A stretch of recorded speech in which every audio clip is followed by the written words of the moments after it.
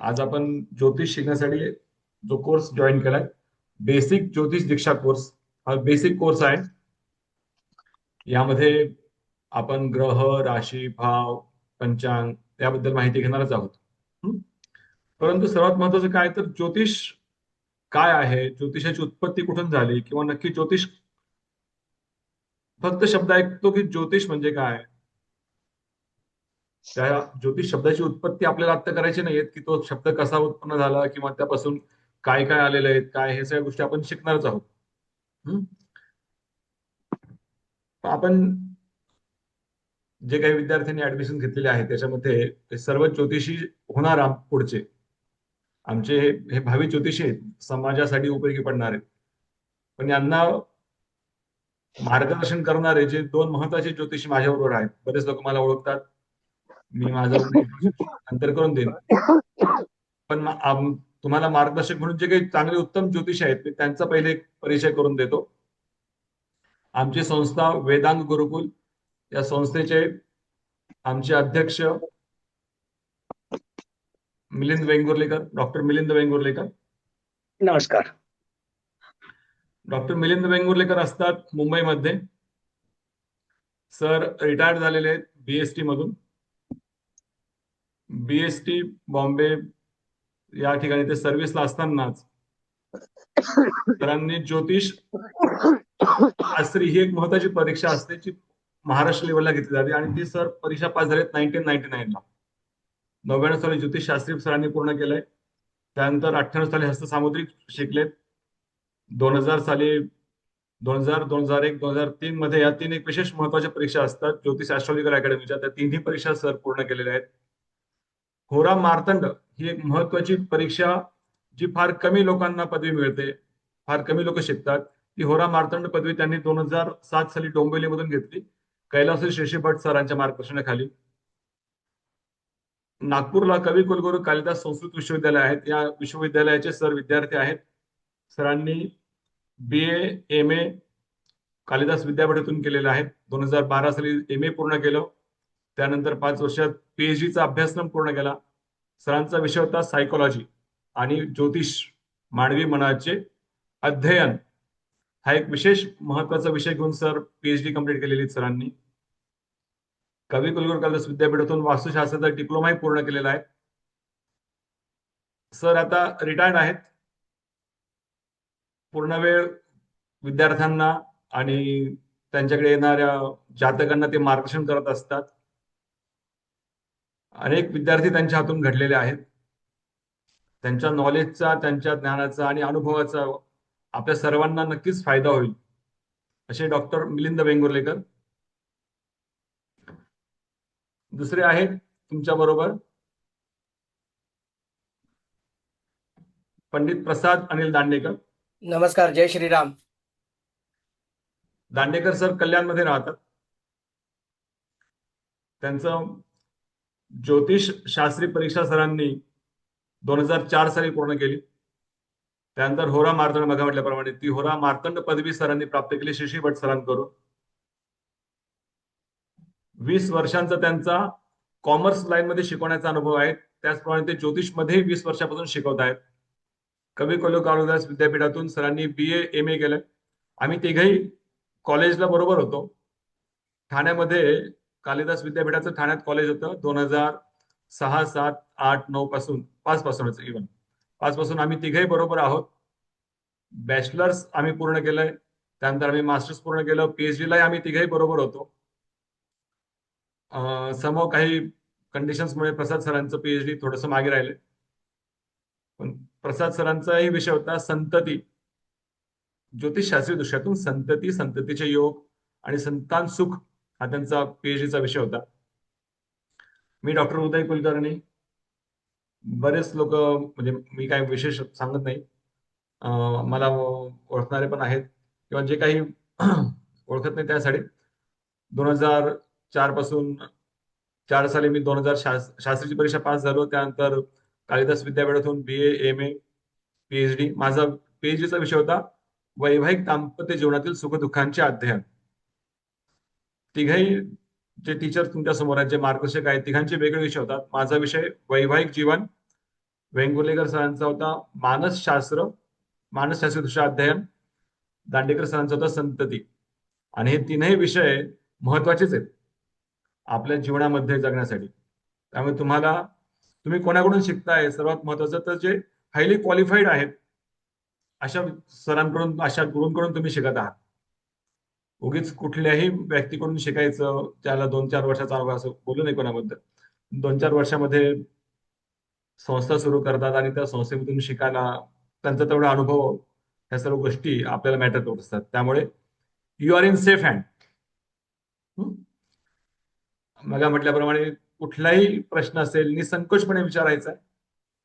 आपण स्वतःला कमिट केलंय आणि आम्ही तुमच्यासाठी तयारच आहोत. एक आपला व्हॉट्सअप ग्रुप तयार आहे. ग्रुपमध्ये ज्याही शंका असतील, ज्याही अडचणी असतील त्या आपल्याला तिथे विचारायच्या आहेत. तुमच्या शंकेचं निरसन करायला हर एक प्रकाराने कुठल्याही तयारच आहोत. प्रसाद सरांचे बरेच पॉडकास्ट आहेत, तुम्ही त्यांना ज्यावेळेस ऐकाल त्यावेळेस तुम्हाला अजून त्यांचा अनुभव येईनच. नक्की काय ज्योतिष, अध्यात्म आणि इतर सायन्स यांचा एकत्रित विचार करून कशा पद्धतीने आपल्याला मार्गदर्शन, जीवनक्रम करायचा असतो, या सर्वांचा अनुभव तुम्हाला येईनच. ज्यावेळेस आम्ही ज्योतिष शिकत होतो ना, बऱ्याच गोष्टी अशा होत्या की नक्की काय, कशा पद्धतीने शिकायचं असतं, की कुठून सुरुवात करावी. बऱ्याच वेळेस ना आपण बघत असतो की पंचांग पहिले शिकवलं जातं. मग पंचांगामध्ये गणित येतं, वेगवेगळ्या प्रकारच्या गोष्टी येतात, तिथी, वार, नक्षत्र, पंचांग घ्या. त्यानंतर मग गणित काढा, गणिताप्रमाणे ते ग्रह स्पष्ट करा, आज ग्रह कुठे आहेत, कुठल्या राशीत आहेत. खूप किचकट होऊन जातं. आणि आमचा अनुभव असा आहे ना, ज्या वेळेस ज्योतिषला ऍडमिशन घेणारे जे विद्यार्थी असतात, समजा एका वर्गात 20 विद्यार्थ्यांनी ऍडमिशन घेतली, तर परीक्षेपर्यंत आहे ना 4, 5 किंवा 7 विद्यार्थी राहतात. कारण त्यांना प्रॉपर तो जो फ्लो पाहिजे, जो फ्लो मिळत नाही, किंवा ज्या स्टेप बाय स्टेपने शिकवायला गेलं पाहिजे ना, ते स्टेप्स कधी कधी मिस होतात. कुठली स्टेप्स कधी घ्यावी हे बऱ्याच वेळेस क्लिक होत नाही. त्यामुळे ना एक शिकण्याचा जो फ्लो पाहिजे तो फ्लो मिस होतो. आणि तो फ्लो मिस झाला तर मग विद्यार्थ्यांना शिक्षण पण कंटाळवाणं वाटतं. तर ज्योतिष हा कंटाळवाणा विषय नाहीये. ज्योतिष हा गोंधळून जायचा विषय नाही. किती लोकांना असं वाटतं की हा फार गोंधळाचा विषय आहे. कॉमेंटमध्ये टाईप करा मी. तुम्हाला असं वाटतं की ज्योतिष हा फार गोंधळात टाकणारा किंवा फार कॉम्प्लिकेटेड विषय आहे.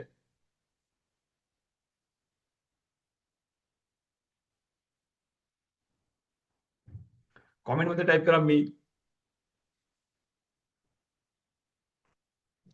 अरे वा, कोणाच वाटत नाही ज्योतिष गोंधळाचा विषय आहे. कधीतरी गोंधळ होतो. मी बेस्ट.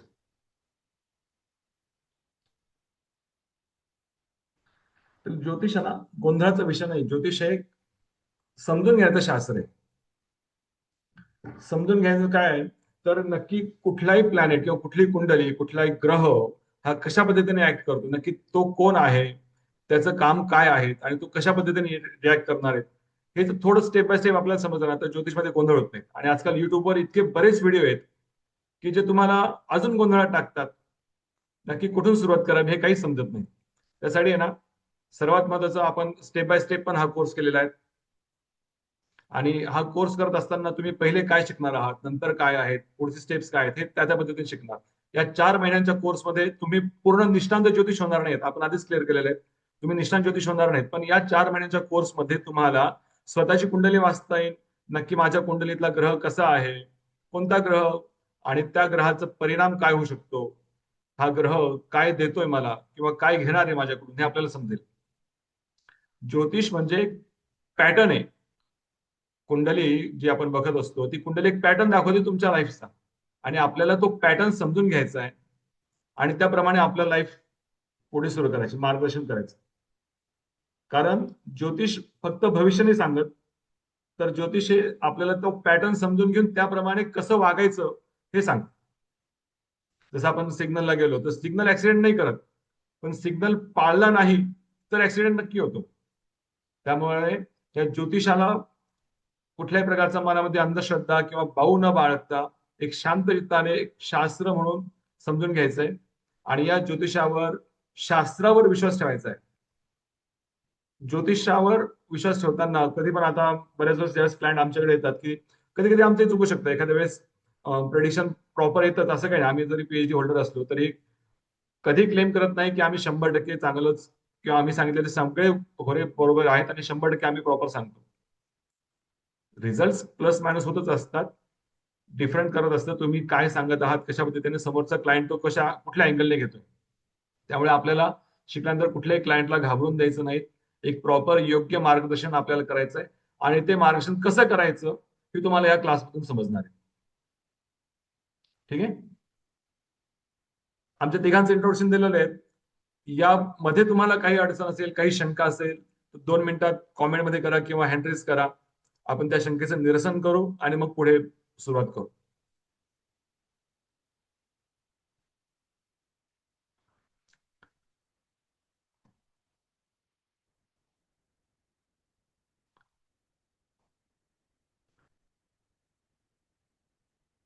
कोणाला डाऊट असेल तर हँड रेज करू शकता, अन्यथा आपण पुढे क्लाससाठी सुरुवात करूया.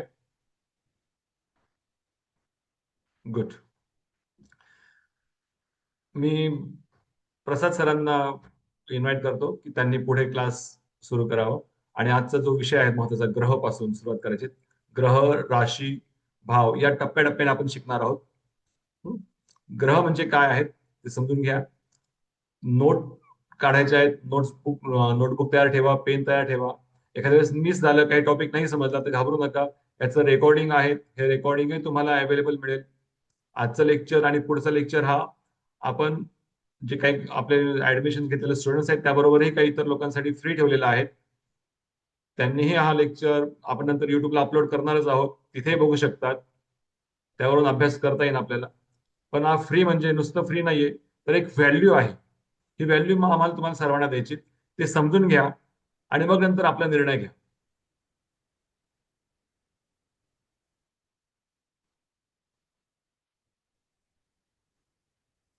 प्रसाद सर, ओव्हर टू यू. जय श्रीराम. जय सगळ्यात श्रीराम. पहिले सगळ्या विद्यार्थ्यांना अभिनंदन की तुम्ही योग्य हातात आलेला आहात. आता एक एक मात्र लक्षात ठेवा की सगळ्यांना असं वाटतं, खरं तर जसं आता उदय सरांनी सांगितलं की निर्णय कधी कधी आमचेही प्रेडिक्शन चुकतात, नाही असं नाहीये. पण पीएचडी झालो किंवा पीएचडी केली याचा अर्थ असा नाही होत की आम्ही परिपूर्ण झालो. पीएचडीचा अर्थ असा होतो की आता कळायला लागलं की अभ्यास कसा करावा. ही सुरुवात आहे आता. आलं लक्षात? त्यामुळे तुम्ही योग्य हातात आलेले. आम्हाला जो गोंधळ झाला तो येणाऱ्या व्यक्तींना होऊ नये. कारण तुमच्या हातामध्ये जेव्हा तुम्ही ज्योतिष शिकणार आहात तेव्हा तुम्हाला बरेच लोक कॉन्टॅक्टमध्ये येतील. ज्योतिषी, वैद्य आणि वकील यांच्याकडे कधीही कोणी सुखासुखी जात नसतो. त्यामुळे तुम्हाला सगळ्यांना अशा व्यक्तींना आधार द्यायचा आहे.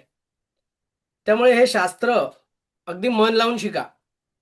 आता ग्रहांची ओळख म्हणायचं झालं तर आपल्याला रवी आणि चंद्र हे ग्रह तर अगदी समोरासमोरच दिसतात, त्यांचा तर काही प्रश्नच येत नसतो. पण जेव्हा विवाहाची वेळ येते तेव्हा आपण मंगळाशी तोंड ओळख करून घेतो आपोआपच. पहिला प्रश्न हा येतो की मुलाला किंवा मुलीला मंगळ तर नाही ना. आणि सगळं सरळ चालू असताना अचानक पाय खड्ड्यात गेला, अचानक नुकसान झालं, अचानक काही वाईट झालं की तोंडातून आपल्या निघून जातं काय 7.5 मागे लागली काय माहित. म्हणजे अगदी काही नसलं तरी रवी, चंद्र, शनी आणि मंगळ हे ग्रह सगळ्यांना माहीतच असतात. बरोबर आहे. आज मी एक नव्या ग्रहाची डायरेक्ट तुम्हाला ओळख करून देतो, म्हणजे तुम्ही अर्धे ज्योतिषी झाले असं म्हणूया. ओके. तर आज एक नवा ग्रह थोडक्यात अगदी आत्ता सांगणार आहे, लगेच काही त्याचं विश्लेषण नाही करणार आहे कारण तो ग्रह आहेच तसा. तर हा ग्रह आहे राहू. हा तुम्हाला भ्रमात टाकणारा ग्रह आहे. जे सोशल मीडिया, इंटरनेट हे सगळे ना हे राहूच्या कारकत्वाखाली, एवढं लक्षात घ्या. त्यामुळे सोशल मीडियावर चाललेलं सगळंच काही चुकीचं आहे किंवा सोशल मीडियावर जे तुम्ही ऐकता ते सगळंच काही बरोबर आहे हे तुम्हाला आत्ता कळणार नाही, कारण अजून तुमच्यामध्ये तो नीर क्षीर विवेक आलेला नाहीये की दुधामधनं पाणी वेगळं करणं आणि दूध पिणं हे अजून काही आलेलं नाहीये. त्यामुळे बऱ्याच वेळेस असं होतं ना की काय होतं की माझ्याकडे जातक येतात ना जेव्हा पत्रिका दाखवायला, त्यांचं तेच मला सांगायला सुरू करतात की गुरुजी माझी ना 7.5 चालू आहे, माझी अमकं चालू आहे. म्हटलं बापरे, तुम्हाला तर सगळंच ज्योतिष येतंय की काय. नाही नाही म्हणे व्हॉट्सअपवर आणि फेसबुकवर मी पाहिलंय. आता यात होतं काय माहितीये का, की हा राहू जो आहे ना, हा तुम्हाला केवळ भ्रमात टाकतो. तुम्हाला असं वाटतं की तुम्हाला बरंच काही येतंय, आणि त्या राहूला एकच ग्रह मात करू शकतो, तो म्हणजे गुरु. कारण गुरु तुम्हाला ज्ञान देईल. त्यामुळे गुरुला जेवढं तुम्ही समर्पित राहाल, तेवढं तुम्ही राहूच्या कचाट्यात सापडणार नाही.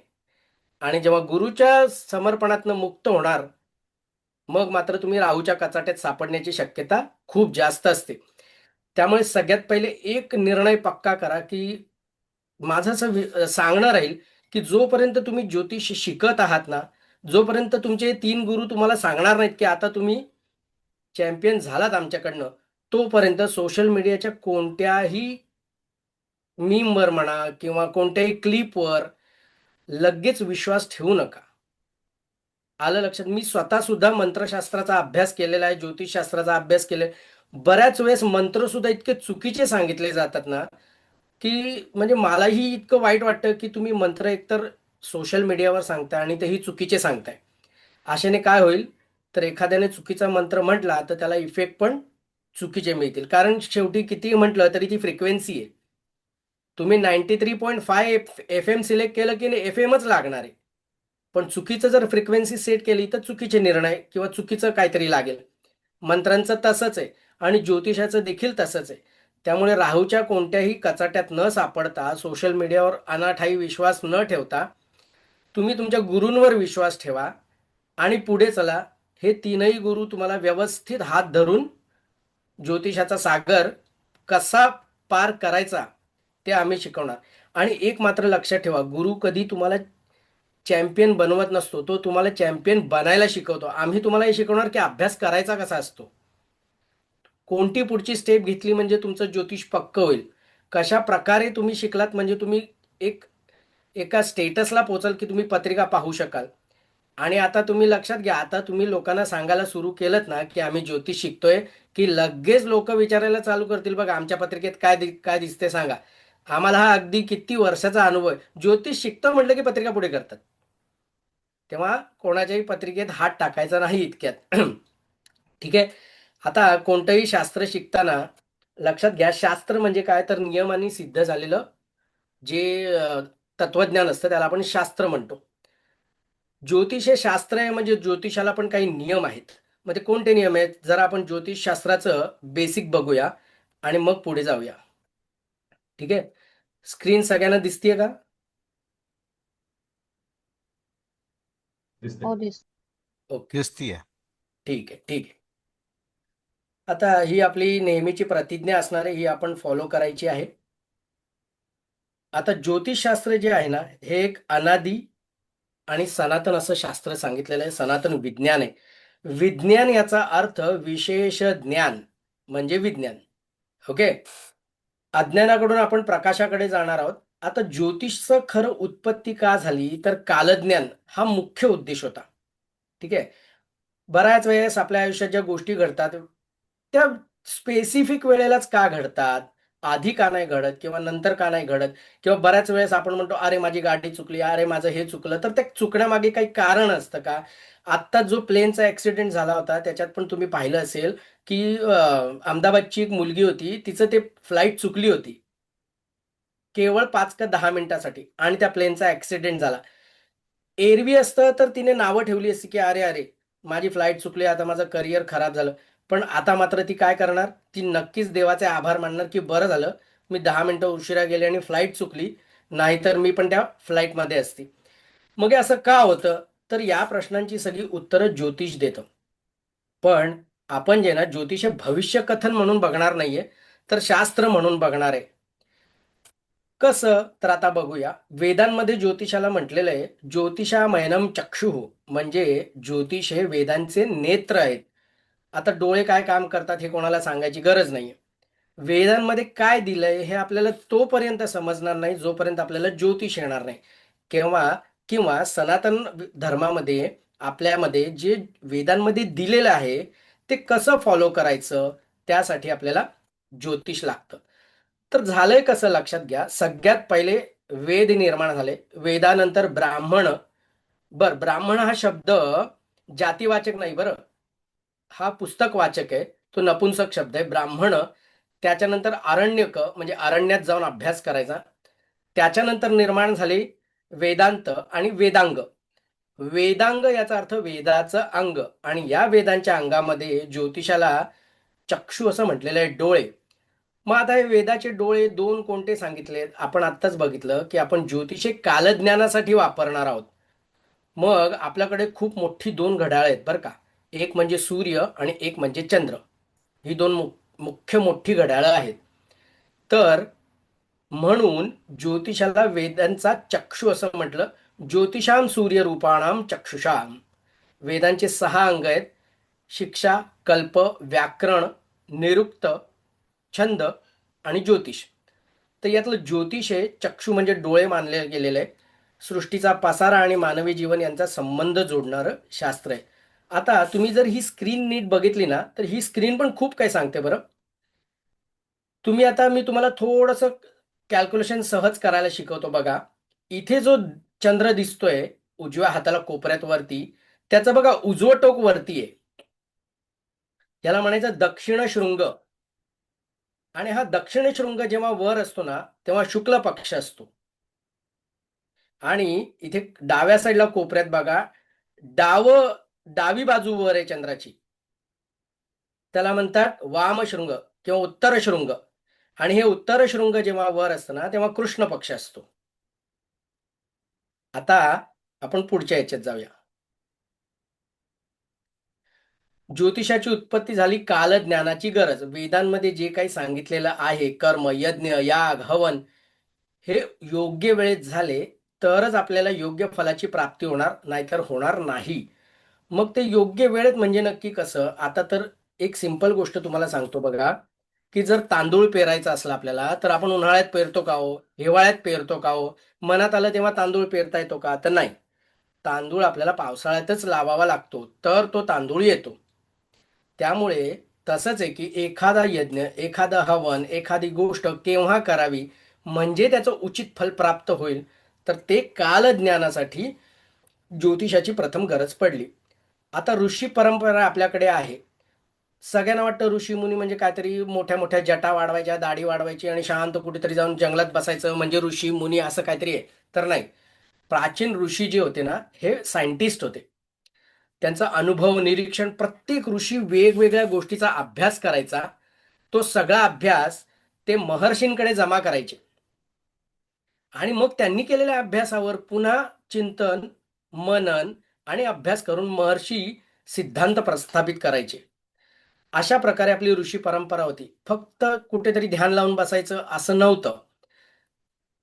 तर ऋषी म्हणजे साधू नव्हे, ते ऑब्झर्वर आणि रेकॉर्डर आणि ॲनालायझर होते. रात्रीच्या स्वच्छ प्रकाशात आकाशाकडे बघायचं, कितीतरी वर्ष निरीक्षण करायची आणि मग कन्क्लुजन्स काढायची, की असं आकाशात दिसल्यानंतर काय बरं होतं. आता मला सांगा, तुम्ही चंद्र आणि सूर्य रोज बघत होते, हे माहित होतं का? शुक्ल पक्ष आणि कृष्ण पक्ष कसा ओळखावा? नक्कीच माहित नसेल. बरोबर आहे.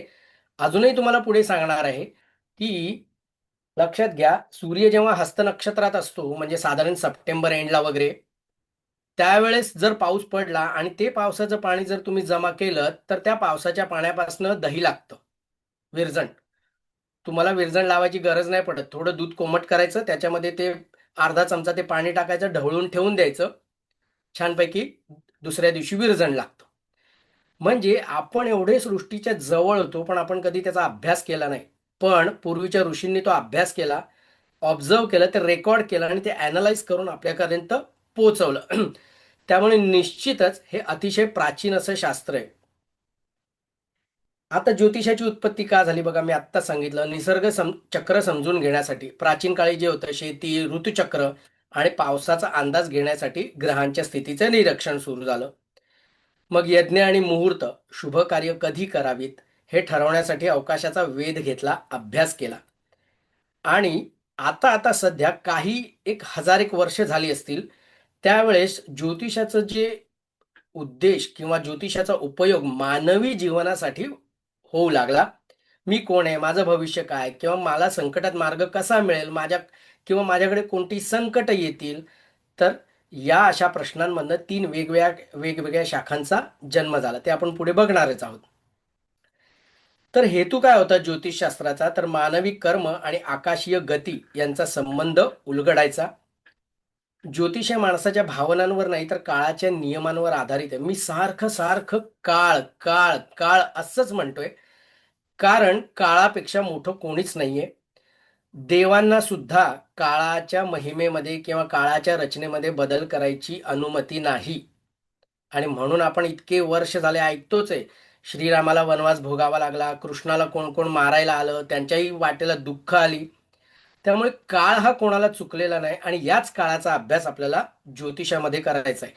त्यामुळे हे पक्क ठेवा की आपण जे आहे ना, आपण कोणाचंही भविष्य बदलणार नाही आहोत. आपण वाचन करणार आहोत. आलं लक्षात? त्याच्यानंतर खगोल आणि ज्योतिषमध्ये काय संबंध आहे? तर खगोलशास्त्र काय पाहतं बघा, तारे, उपग्रह, भौतिक गोळे जे फिजिकल ऑब्जेक्ट्स म्हणतो ते अभ्यासले जातात. त्यामध्ये त्यांचा आकार, गती, गुरुत्वाकर्षण, रासायनिक रचना वगैरे वगैरे केंद्रित केलं जातं. बाह्य निरीक्षणावर हे आधारित विज्ञान आहे, जे फक्त ग्रहाला बाह्य बघतात की त्याचा आकार कसा आहे आणि अमकं वगैरे वगैरे वगैरे. पण ज्योतिषशास्त्र काय पाहतं? तर ग्रह केवळ गोळे नसून ते ऊर्जांचे स्रोत आहेत, लहरींचे स्रोत आहेत, व्हायब्रेशन्स. जर आता सगळ्यात सोपं म्हटलं, मी सांगेन तुम्हाला आता पुढे, हे ग्रह हे काळाचे संकेत आहेत. आता काळाचे संकेत कसं बरं? आता चंद्र हा काळाचा संकेत आहे, कारण तुम्हाला तिथी कळतात. चतुर्थीचा उपास सगळेच करतात, एकादशी करतात. म्हणजे चंद्र हा त्या काळाचा संकेत आहे. सूर्यामध्ये पण आपण चैत्र, वैशाख, ज्येष्ठ, आषाढ असे महिने बघतो, म्हणजे सूर्य हा महिन्याचा काळ दाखवतो. अशा प्रकारे प्रत्येक ग्रह त्याचा काळ दाखवतो आणि आपल्याला तो काळ अभ्यासायचा आहे. ज्योतिष काय पाहतं? तर इंटरनल अनुभव, जीवन घटकांचाही त्याचा काय अनुभव येतो. ग्रहांचं स्वरूप कसं असतं बघा. फिजिकलमध्ये म्हणायचं झालं तर महाकाय खगोलशास्त्रीय पिंड म्हणतात त्यांना, सेलेस्टियल बॉडीज. टेक्निकल लँग्वेजमध्ये म्हणायचं झालं तर चुंबकीय लहरींचे ट्रान्समिटर्स. आणि जर अध्यात्मात किंवा ज्योतिषात म्हणायचं झालं तर मानवी जीवनाचे मार्गदर्शक म्हणून आपण ग्रह अभ्यासतो. ग्रह हे केवळ गोळे नसून त्याच्या विशिष्ट लहरी आहेत. जसा चंद्राचा परिणाम समुद्राच्या भरती ओठीवर होतो, तर मग शरीरावर होणार नाही का मला सांगा? शरीरामध्ये सुद्धा 70% पाणी असतं, तर चंद्राचा परिणाम शरीरावर होतो. आणि म्हणूनच जास्ती करून काय होतं, तर पौर्णिमेच्या दिवशी ऑपरेशन्स टाळले जातात, कारण ब्लडिंग जास्त होण्याचा संभव असतो. मग तसंच स्त्रियांच्या मासिक पाळीचा सुद्धा बघा, चंद्राची सायकल 28 दिवसाची आहे. आलं लक्षात? एका राशीतनं चंद्र गेला की पुन्हा त्या राशीत याला 28 दिवस साधारण लागतात. आणि एका निरोगी स्त्रीची पाळी सुद्धा 28 दिवसाची मानली जाते. म्हणजे चंद्राचा आणि पाळीचा नक्कीच संबंध आहे. मी कितीतरी क्लायंट्सना पाळीच्या तारखा काढून दिलेल्या आहेत की या याच्यात येण्याची शक्यता आणि त्या दिवशी आलेल्या आहेत. म्हणजे जर हे परिणाम करतो, सूर्य तर आपल्या जीवनावर सहज परिणाम करतो, हे दिसूनच येत आहे आपल्याला. तर मग बाकीचे ग्रह कसं बरं परिणाम करतील, ते आपल्याला इथे शिकणार आहोत. लक्षात घ्या, ज्योतिष आपण या नाही शिकत आहोत की बाहेर पाऊस पडतोय तर आपण काहीतरी जादूटोणे करून पाऊस थांबवू. नाही नाही नाही नाही नाही. ज्योतिष तुम्हाला हेच सांगणार की जर बाहेर पाऊस पडतोय तर तुम्ही छत्री घेऊन जा, रेनकोट घेऊन जा, किंवा त्याच्यावर काय करा. परिस्थिती तर तुम्ही बदलू शकतच नाही, ते आधीच आपण सांगितलं की काळ नाही बदलू शकत, पण त्याच्या गुणावर आपण काहीतरी उपाय करू शकतो. जसं तिखट लागलं की आपण लिंबू खातो, किंवा त्या तिखटामध्ये लिंबू पिळलं की त्याची तिखटपणा कमी होतो. ते सुद्धा आपण ग्रहांनी नंतर स्पष्ट करायला शिकवेन मी तुम्हाला की का बरं असं करता येतं. ओके. अगदी रोजच्या व्यवहारातला आपण शिकणार आहोत ज्योतिष. ज्योतिषशास्त्राची व्याख्या: ज्योतिषाम सूर्यादीनाम ग्रहाणाम बोधकम शास्त्रम. म्हणजे सूर्यादी ग्रहांचं बोध करून देणारं, ज्ञान करून देणारं शास्त्र म्हणजे ज्योतिषशास्त्र. सूर्यादी ग्रहांची स्थिती, गती, परिणामांचा बोध करून देणारं शास्त्र. आता सूर्याचं स्थान, सूर्याची गती सुद्धा मानवी जीवनावर परिणाम करते. एकंदर 12 सूर्य अस्तित्वात आहेत. तुम्ही म्हणाल सर एकच दिसतो, 12 कुठे दिसतात? तर चैत्र महिन्यातला सूर्य वेगळा असतो, तो प्रकृतीवर वेगळ्या प्रकारचा परिणाम करतो. वैशाखातला वेगळा असतो, आषाढ आणि श्रावणातला सूर्य वेगळा असतो, आणि फाल्गुन मधला सूर्य वेगळा असतो. असतो की नसतो मला सांगा बरं? येस. म्हणजे 12 प्रकारचे महिने, कारण 12 प्रकारचे सूर्य आपल्याला अनुभवायला येतात. अगदी प्रॅक्टिकल. आपलं सेशन जे आहे ना, ते इंटरॅक्टिव्ह राहील बरं. तुम्ही जर तुम्हाला मध्ये प्रश्न वाटला तर हात वर करा. आपण त्याचं निरसन करूया नंतर, किंवा नंतर मी तुम्हाला वेळ देईन हे संपलं की. त्याच्यानंतर ओके. 2 स्तरांवर आपण अभ्यास करतो त्याचा. एक तांत्रिक म्हणजे टेक्निकल. तांत्रिक म्हणजे लगेच तंत्र-मंत्र वगैरे असं काही विचारात आणायचं नाहीये बरं. तांत्रिक याचा अर्थ टेक्निकल आहे. तो टेक्निकल कसा विचार करायचा ते आपण बघायचं. तर ग्रहांची गती, ग्रहांची स्थिती आणि परस्पर दृष्टी, कालगणना, आणि आध्यात्मिक विचारात काय होतं, तर ज्योती म्हणजे चेतना आणि ईश म्हणजे नियमबद्ध व्यवस्था. असं या ज्योतिषशास्त्राचं रूप आपण दोन्ही याच्यात बघणार. ज्या ठिकाणी शक्य आहे त्या ठिकाणी मी नक्कीच तुम्हाला प्रत्येक गोष्टीचं वैज्ञानिक कारण, धार्मिक कारण आणि ज्योतिषीय कारण हे तिन्ही सांगणार. मी तुम्हाला सांगितलं, मी तुम्हाला शिकवणार नाही, मी तुम्हाला हे शिकवणार की शिकायचं कसं, आणि तुम्ही त्याच्यात चतुर व्हाल. आलं लक्षात? चला पुढे बघूया आपण. आता शास्त्र म्हणजे काय? बरेच वेळेस आपण ऐकलं शास्त्र, शास्त्र, आपली शास्त्र काय सांगतात, हा शब्द कितीतरी वेळा आपण ऐकलेला आहे. बरोबर की नाही? ऐकलंय की नाही? तर शास्त्र म्हणजे काय असतं हे बऱ्याच जणांना माहीत नसतं. आपण फक्त म्हणतो शास्त्र. मग अनुशासनपूर्वकम त्रायते अज्ञानात इति शास्त्रम, म्हणजे अनुशासनाने ज्याचं पालन केलं असता अज्ञानापासून आपलं रक्षण होतं ते शास्त्र. कारण अज्ञान हा फार मोठा वाईट गुण किंवा दोष सांगितलाय बरं. अज्ञानी माणसाला कधीच मोक्ष मिळू शकत नाही. शंकराचार्य त्यांचं चरपट पंजरिका नामक स्तोत्र आहे, त्याच्यात ते असं म्हणतात, कुरुते गंगा सागर गमनम व्रत परिपालनम अथवा दानम ज्ञानविहीने सर्व मनेन मुक्तिर्न भवती जन्मशतेन. तर कुरुते गंगा सागर गमन म्हणजे तुम्ही गंगेत स्नान करा, सागरात स्नान करा, व्रत परिपालनम अथवा दानम, तुम्ही व्रत करा, दान करा, सगळं काही करा, पण ज्ञानविहीने सर्व मनेनं, तुमचं जर हे सगळं करणं अज्ञानात असेल, ज्ञानाशी रिलेटेड नसेल, तर मोक्ष मिळणार नाही. मुक्तीर्न भवती जन्मशतेनं. मग असं तुम्ही 100 जन्म जरी केलं तरी मिळणार नाही. ठीक आहे. म्हणून ज्या ज्ञानाचा किंवा ज्या गोष्टीचा अनुशासनपूर्वक पालन केलं असता अज्ञानातून मुक्ती मिळते त्याला म्हणायचं शास्त्र. मग ज्योतिष शास्त्र का आहे, तर ज्योतिष एक विज्ञान आहे जे गणितावर आधारित आहे.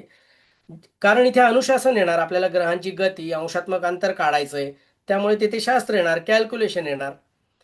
पुनरावृत्ती, विशिष्ट ग्रहांची स्थिती जी असते ना ती पुनरावृत्ती देते. समुद्राला भरती येणं. मला सांगा, आयुष्यात एकदाच पौर्णिमा येते का हो? नाही, खूप साऱ्या पौर्णिमा येतात, म्हणजे रिपिटेशन्स होत असतात सृष्टीमध्ये. आणि मानसशास्त्रीय आधार, मानवी स्वभावांचं जे वर्गीकरण आहे ना ते विज्ञानाने यात केलेलं आहे. दुसरी गोष्ट, एखादी गोष्ट विज्ञान म्हणून सिद्ध होण्यासाठी खूप महत्वाची गोष्ट आहे ते म्हणजे त्याला प्रयोग परंपरा लागते. तुम्ही उगाच काहीतरी वर्ग घ्यायचे म्हणून बोललात का हो? नाही नाही नाही नाही नाही, आम्ही आम्ही कोण बोलणारे? पूर्वीच्या ऋषीमुनींनी हजारो वर्ष प्रयोग करून, निरीक्षण करून जे लिहिलं, म्हणून ते शास्त्र आहे. आलं लक्षात? हजारो वर्षाची निरीक्षणं आजही आपल्या जीवनात लागू पडतात. जसं जसं तुम्ही शिकाल तसं तसं तुम्हाला समजू लागेल. जसं भाव शिकाल, राशी शिकाल, मग तुम्हाला लगेच समोरच्या व्यक्तीची रास कशी आहे त्याच्यावरनं तुम्हाला साधारण अंदाज येईल. अनेकांना वाटतं ज्योतिषी अंधश्रद्धा आहे, पण ते शुद्ध गणित आहे. खगोलशास्त्र हे ग्रहांचं वजन आणि अंतर मोजतं, तर ज्योतिष त्या ग्रहांच्या ऊर्जेचा आपल्या मेंदूवर कसा परिणाम होतो, काय परिणाम होतो याचा अभ्यास करतं. कारण ज्योतिष हे जे ना कॉज आणि इफेक्ट म्हणजे कार्य कारण भाव यावर, या नियमावर चालणारं शास्त्र आहे. आपण जे ज्योतिष शिकत आहोत ते त्रिस्कंध ज्योतिष आहे. त्रि म्हणजे 3, स्कंध म्हणजे खांदे किंवा 3 खांब असं म्हणूया आपण. मग ते 3 खांब कोणते आहेत? तर पहिला आहे सिद्धांत, ज्योतिषाचे 3 स्कंध कोणते आहेत? पहिला आहे सिद्धांत. याच्यामध्ये गणित, त्याच्यानंतर ग्रहांची गती आणि पंचांग याचं फक्त कॅल्क्युलेशन येतं. म्हणजे एकंदरीत काय तर हा भाग फक्त गणितावर अवलंबून आहे. याच्यामध्ये दिलेलं आहे बघा, ग्रहांची गती, गणित, ग्रहण आणि खगोलशास्त्रीय गणना, घटना यांचा अभ्यास केला जातो. जसं याच्यात आपण पंचांग तयार करणं, ग्रहांचं अंशात्मक स्थान मोजणं, हे सगळं सिद्धांतात येतं. त्याच्यानंतर आपण शिकणार आहोत संहिता स्कंध. त्याच्यामध्ये जे ग्रहगोल आहेत त्यांचे सृष्टीवर काय परिणाम करतात. आता तर आपण फक्त गणित बघितलं, आता सृष्टीवर काय परिणाम करतात. देश, समाज, निसर्ग, काळ. आणि म्हणून याला मेदिनीय ज्योतिष किंवा मुंडन ऍस्ट्रॉलॉजी असं म्हणतात. बघा अजूनपर्यंत आपण माणसापर्यंत आलेलोच नाहीये. सामूहिक घटना, देश, हवामान, भूकंप. तुम्हाला गंमत सांगतो, संतती हा विषय घेण्याआधी माझा PhD साठी, डॉक्टरेटसाठी विषय होता भूकंप. आणि लिटरली 1600 सालापासून जितके भूकंप झालेत, मोठ्या प्रकारचे अर्थात, नुसते व्हायब्रेशन्स नाही, नाहीतर मग मला सगळ्याच कुंडल्या घ्यायला लागल्या असत्या.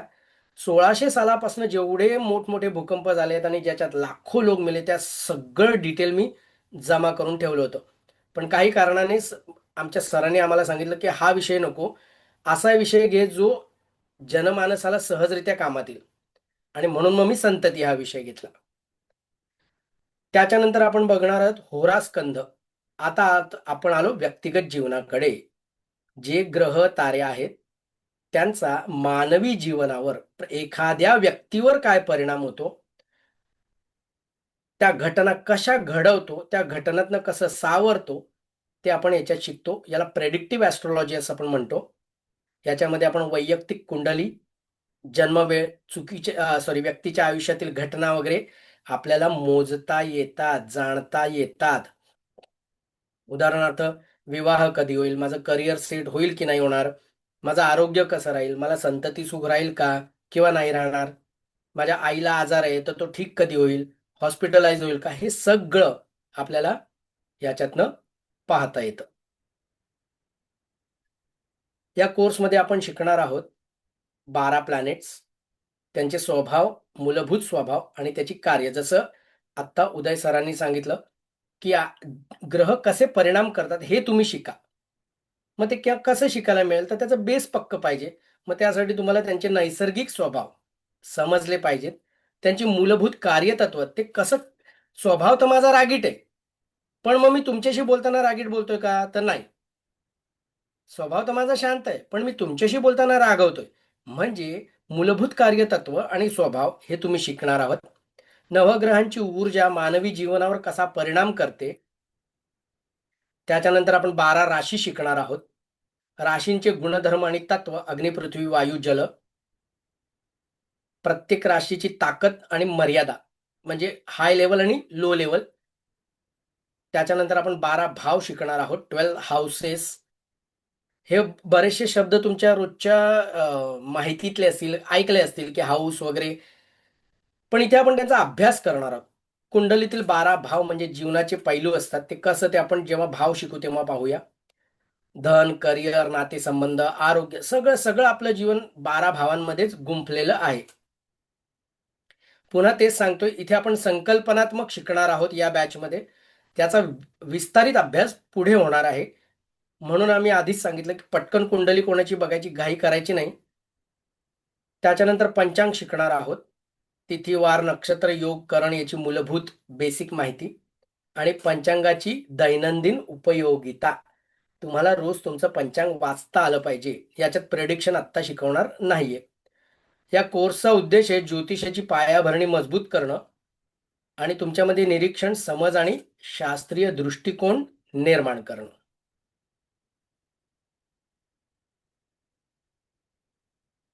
बर, आता तुम्हाला काही शंका असेल तर उदय सर त्यांच्या शंका घ्या, मग आपण ग्रहाला सुरुवात करू.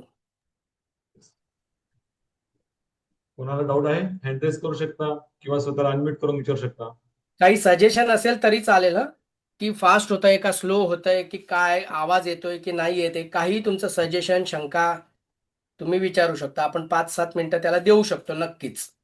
प्रसाद सर, आता मी म्हणजे रेकॉर्ड करतोय, नोट पण करतोय, पण आता स्पीड मध्ये असताना जर नोट नाही झालं तर हे जे तुम्ही आता प्रेझेंटेशन देत आहेत ते हा. अवेलेबल असणार आहे? हो हो हो हो. अच्छा, ठीक आहे. थँक्यू. तुम्हाला सगळं अवेलेबल असणार आहे, काही चिंता नका करू. ते सगळं अवेलेबल असणार आहे. तुम्हाला रेकॉर्डिंग मिळेल किंवा उदय नोट्स पण सरांनी सांगितलं तसं व्हिडिओ सुद्धा अवेलेबल होतील. फक्त ठीक थोडं आहे. आपलं जरा काय आहे की लेक्चर्स रेग्युलर होऊ देत, हं. मग तुम्हाला सगळं अवेलेबल होईल. पण माझं असं म्हणणं राहील की अवेलेबल आहे म्हणून लेक्चर मिस नका करू. हा, नाही, बरोबर आहे. कारण की लेक्चरमध्ये जो शिक्षकाचा फ्लो असतो ना शिकवण्याचा, तो किती म्हटलं तरी वेगळा असतो आणि रेकॉर्डिंग हे रेकॉर्डिंगच राहतं. मला बरोबर. सांगा आजपर्यंत तुम्ही मोबाईलवर एवढं रेकॉर्डिंग केलं असेल किंवा काय केलं असेल, किती पाहिलं तो? करेक्ट.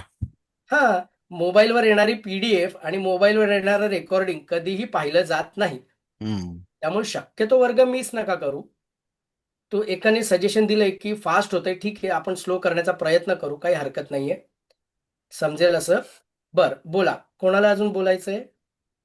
हा, बोला. अनम्यूट अनम्यूट करा. उदय सतीश जोशी यांना अनम्यूट कर. नाही, नाही होते का?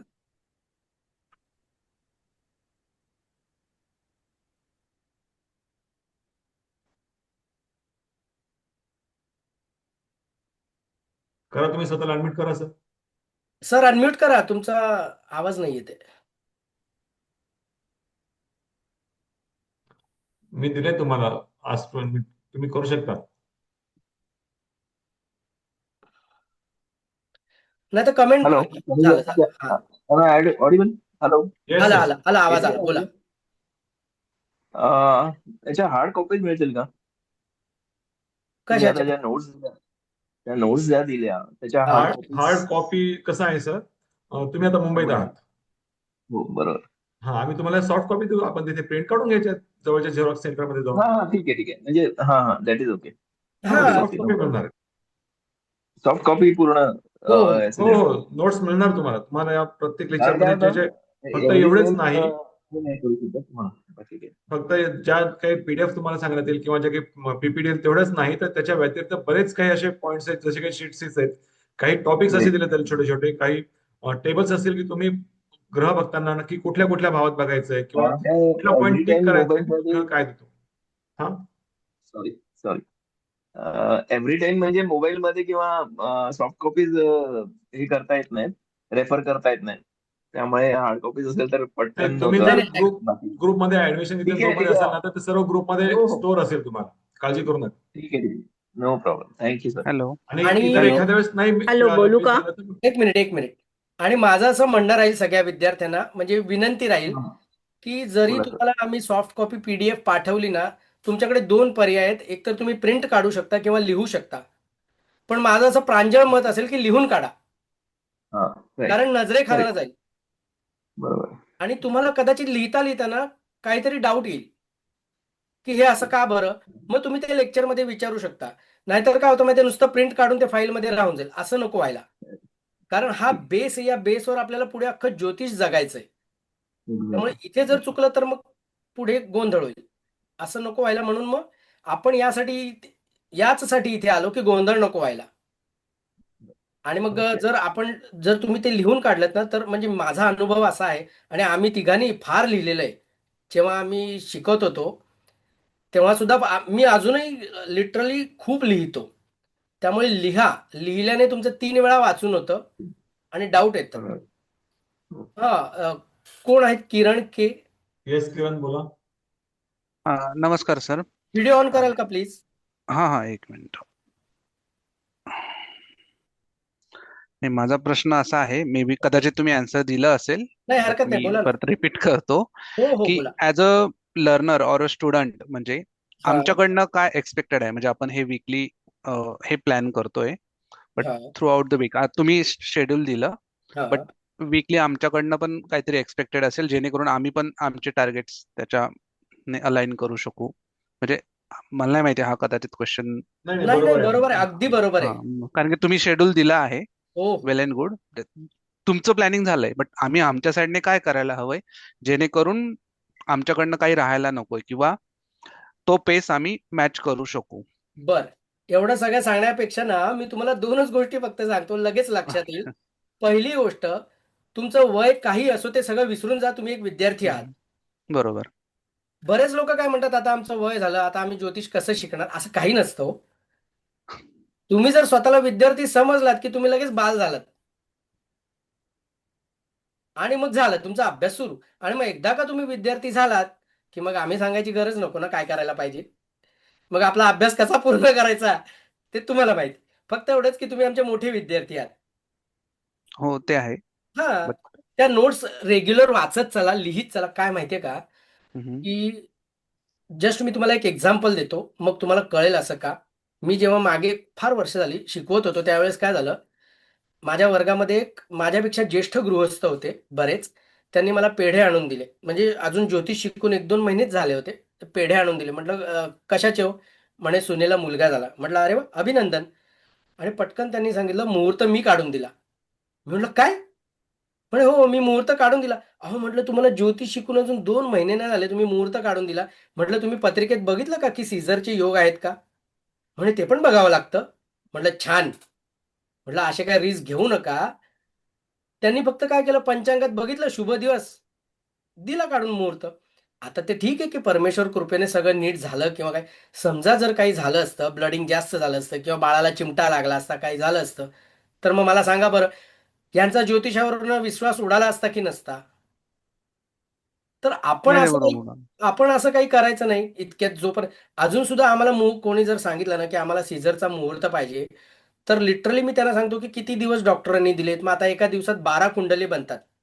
मग समजा 3 दिवस सांगितले तर आम्ही त्या 36 कुंडल्यांचा अभ्यास करतो आणि मग त्यातनं जे कमी दोष असतील ती कुंडली त्यांना, तो मुहूर्त त्यांना देतो. असं होत नसतं पंचांगात शुभ दिवस म्हटलं की दे कुंडली.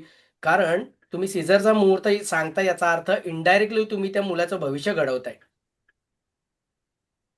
बरोबर आहे की नाही? त्यावेळेला तो जन्माला येणार. बरोबर. मग आपण असं चुकीचं करू नये एवढीच अपेक्षा. कोण बोलते? ग्रहानुसार दैनंदिन जीवनाचे निर्णय घेणे हे मी पॉसिबल बोलू आहे? का? बोला बोला. हा, नमस्कार. नमस्कार, बोला. थोडासा मला असं वाटतंय की शब्द आणि विषय पण थोडासा वेगळाच. आम्हाला नवीन आहे सगळंच हे. हो हो हो. त्यामुळे लक्षात ठेवणं थोडंसं हे होतंय कठीण. तर मला विचारायचं होतं की वीकली काही रिव्हिजन किंवा काही असं असेल का? मगाशी ते किरण यांनी ते सांगितलं ते मला अगदी वाटतंय बरोबर आहे की आम्ही काय प्रिपेअर केलं पाहिजे म्हणजे आमच्याही लक्षात राहील ठीक आहे. की त्यासाठी काय असणार आहे? थोडंसं नवीन आहे सगळं आमच्यासाठी अगदी हे. अगदी बरोबर आहे. तुमचा प्रश्न समजू शकतो. आपण हे जे प्रत्येक गुरुवार लेक्चर होणार आहे त्या गुरुवारच्या लेक्चरचं आपण रेकॉर्डिंग करणार आहोत. रेकॉर्डिंग तुम्हाला अवेलेबल असेल पूर्ण क्लास होईपर्यंत. आजच्या लेक्चरमध्ये आता जसं प्रसाद सरांनी सांगितलं काही ग्रह कसा परिणाम करतो किंवा त्यांनी चंद्राचं उदाहरण दिलं. चंद्राचा दक्षिण शृंग वर असेल तर कुठला पक्ष, वामशृंग म्हणजे डावी बाजू वर असेल तर कुठला पक्ष, हे तुम्हाला त्यावेळेस लक्षात आलंय. पण मग हे तुम्ही लिहून नसेल ठेवलं तर घाबरू नका. व्हिडिओ आहेत, व्हिडिओ रिव्हिजन तुम्ही रिपीट ऐका, स्लो मोड मध्ये ऐका, तुमच्या स्वतःच्या नोट्स काढा. हे तुमच्यासाठी. आम्ही तुमच्यासाठी काय करणार आहोत, तर काही क्वेश्चनरीज आम्ही तयार केलेल्या आहेत. त्या क्वेश्चनरीज तुमच्यापर्यंत योग्य त्या वेळेस येतील. काही पॉइंट्स, काही तक्ते असे तयार करून ठेवलेले आहेत की आता समजा सूर्यग्रह सरांनी शिकवला तर सूर्याचं तत्व काय आहे, सूर्य पॉझिटिव्ह असेल तर तुम्हाला काय फल देईल, सूर्य निगेटिव्ह असेल तर तुम्हाला काय फल देईल, हे आम्ही त्या तक्त्यांमध्ये किंवा चार्ट्स मध्ये दिलेले आहेत. मग तुम्हाला त्या ग्रहांचं पत्रिकेमध्ये बघून ते पॉइंट्स करता येतात. आणि असं काही घाबरू नका की तुम्ही आज विसरलात आणि उद्या लक्षात नाही आलं तर काय. तुमच्याकडे व्हिडिओ ऑलवेज अवेलेबल आहेत तुमचा क्लास पूर्ण होईपर्यंत. व्हिडिओ तुमच्याकडून मिस जरी झाला तरी तुम्ही ज्या ग्रुपमध्ये जॉईन होणार त्या ग्रुपमध्ये आम्ही तिघही आहोत. 3 मास्टर्स तुमच्या बरोबर आहेत आणि कोणीही तुम्हाला योग्य त्या प्रश्नाचं उत्तर देईल. आम्ही मगच तुम्हाला म्हटलं you R in safe hand. आणि हँड होल्डिंग आहेत जोपर्यंत तुम्ही आमच्या बरोबर आहात. लहान मुलाला ज्याप्रमाणे त्याचे बाबा बोट धरून घेऊन जातात आणि त्यानंतर मग एक वेळ येते ना की जा आता तू स्वतः घेऊन जाऊन दुकानातून सामान घेऊन ये, या पद्धतीने आपल्याला करायचंय. त्यामुळे ओके. कुठलाही प्रश्न असेल तर आपण करूयात, घाबरायचं कारण नाही. आणि हे काय आम्ही अतिशयोक्ती म्हणून नाही सांगत, कारण आम्हाला माहिती गेल्या 20 वर्षापासून आम्ही काय करत आहोत आणि नक्की प्रश्न कुठे येतो आणि काय शिकलं पाहिजे. ज्योतिष हे अफाट आहे, सागर आहे. पत्रिका बघताना ज्यावेळेस आपल्या समोर पत्रिका येते, आपण लॅपटॉपवर किंवा मोबाईलवर जे काही सॉफ्टवेअर घेऊ, त्या सॉफ्टवेअरमध्ये आपल्याला काय बघायचं, काही 7-8 पॉईंट्स असतात, तेवढेच बघायचे असतात. फापट पसार खूप आहेत. जसं आपण एखाद्या बुफेला गेलो, रिसेप्शन असेल आणि तिथे बुफे मांडलेला असतो. बुफेमध्ये बघतो 15-20 डिशेस खूप वेगवेगळ्या असतात. आपण सगळंच नाही घेत. सगळं घेतलं तर खूप खिचडी होणार आणि काहीच एखाद्या पदार्थ टेस्ट लागणार नाही. त्याप्रमाणे जे मोजके आहेत ना, ते मोजके किंवा स्टेप बाय स्टेप काय घ्यायचे ते सगळं समजेल तुम्हाला. काळजी करू नका. थँक्यू. धन्यवाद. प्रश्न आहे दुसरा एक, सर ग्रहानुसार दैनंदिन जीवनाचे निर्णय घेणे हे पॉसिबल आहे का? स्वतःसाठी कसा उपयोग होईल? उपयोग ग्रहानुसार की उद्योग? नाही, ते उपयोग येते, कदाचित स्पेल मिस्टेक झाला असेल. उपयोग होईल. तर ग्रहानुसार दैनंदिन जीवनाचा पण निर्णय घेता येतो, पण त्यासाठी काही वेगळ्या स्टेप्स आहेत, काही वेगळे परिणाम, वेगळे गणित आहेत आणि त्यासाठी वेगळे चार्ट्स पण असतात. हं? जसं तुम्ही रोजचं दैनंदिन राशी भविष्य ऐकतो आपण पेपरला किंवा न्यूज चॅनल्सवर दिलेलं असतं, तुमचं आज राशी भविष्य काय, ते ओव्हरऑल जनरल सर्वांसाठी असतं. पण ज्यावेळेस आपण स्वतः शिकतो ना, म्हणजे आम्ही पहिल्यांदाच तुम्हाला सांगितलं की ह्या ज्योतिष शिकण्याचा उद्देश काय, की तुम्हाला तुमची स्वतःची कुंडली बघता आली पाहिजे. आणि मला उद्या एखादं काम करायचंय, उद्या एखादी गाडी मला घ्यायची, तर त्या गाडी घेण्याचा माझा दिवस चांगला आहे का, किंवा मी ती गाडी घेऊ का नाही, पहिले मुद्दा काय, तर मी गाडी कधी घेतली पाहिजे हे आपल्याला स्वतः शोधता आलं पाहिजे आणि ते शोधणार तुम्ही. त्यामुळे दैनंदिन जीवनामध्ये ग्रहांचा उपयोग करता येतो, पण दैनंदिनचा अर्थ असा नाही की रोजचाच. हा. रोजच मी आज कुठला ग्रह आहे ते बघत बसू असं नाही. होईल, ज्या ज्या महत्वाच्या गोष्टींना त्यावेळेस ग्रहांचा निर्णय कसा घ्यायचा हे सगळं करता येतं. आणि रोजचं जर तुम्ही करत बसलात तर मग मात्र कठीण होईल ना. त्यामुळे कधी कधी फुल स्टॉप लावायचं आणि कधी ऍक्सिडेंट द्यायचं, गाडीला कधी ब्रेक लावायचा हे समजून घ्या. पुढचा प्रश्न आहे, थँक्यू प्रमिला मॅडम. खरं आहे, we are in safe. Yes, class दर गुरुवारी असणार आहे का? हो, क्लास दर गुरुवारी असेल संध्याकाळी 8 वाजता. उपयोग म्हणायचा आहे. हा ठीक, आलो असेल उपयोग. कुंडलीमध्ये ज्योतिष शिक्षणाचे योग असतो का? हो, सगळे योग कुंडलीतच असतात.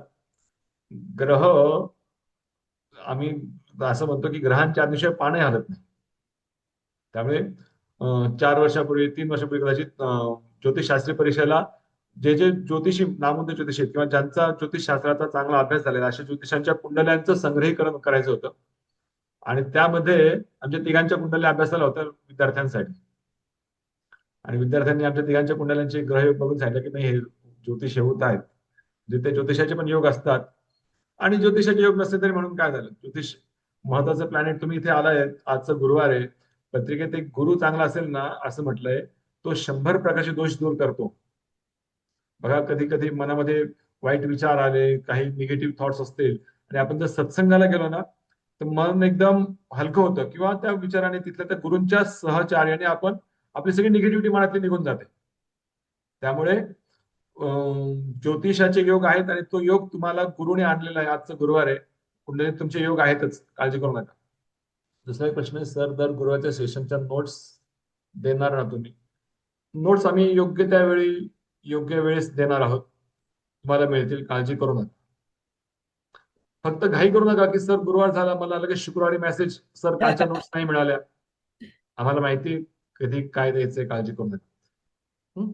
जसं आधीच सांगितलं की तुम्ही पूर्णपणे, तुम्हाला विद्यार्थी म्हणून एकच गोष्ट करायची आहे माहितीये का, समर्पित राहायचं, की बिलकुल असं म्हणजे मनात सुद्धा आणू नका की आमच्याकडनं काही त्रुटी राहील. आम्ही शक्यतो सगळं देणार आहोत, फक्त थोडा वेट करा, कारण रेग्युलर व्हायला थोडा वेळ लागतो.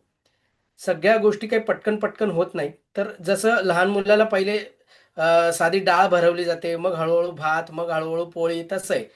तुम्हाला योग्य त्यावेळी सगळ्या नोट्स मिळतील, अभ्यासाला सगळं मिळेल, काहीही चिंता नाही. आणि 3-3 लोक इथे बसलेले तुम्हाला गाईड करायला. पुढचा फक्त प्रश्न एक अजून मर्यादा पाळा, ग्रुपवर good morning, good night, happy new year वाले मेसेज टाकू नका. तेवढी एक मर्यादा पाळा. कारण काय, मग ग्रुप सारखा वाजत राहतो आणि आमची पण कन्सल्टन्सी असते, कामं असताना मग ते सारखं असं वाटतं की विद्यार्थ्याने मेसेज केलाय, काय बरं शंका आहे, आणि बघावं तर काय good morning sir, happy Diwali sir, असं नको व्हायला. तुमच्या जेन्युइन शंका आहेत, येऊ द्या, लगेच उत्तरं देता आली तिघांपैकी कोणीही देईल, किंवा कधी जसं वेळ मिळेल किंवा लेक्चरमध्ये.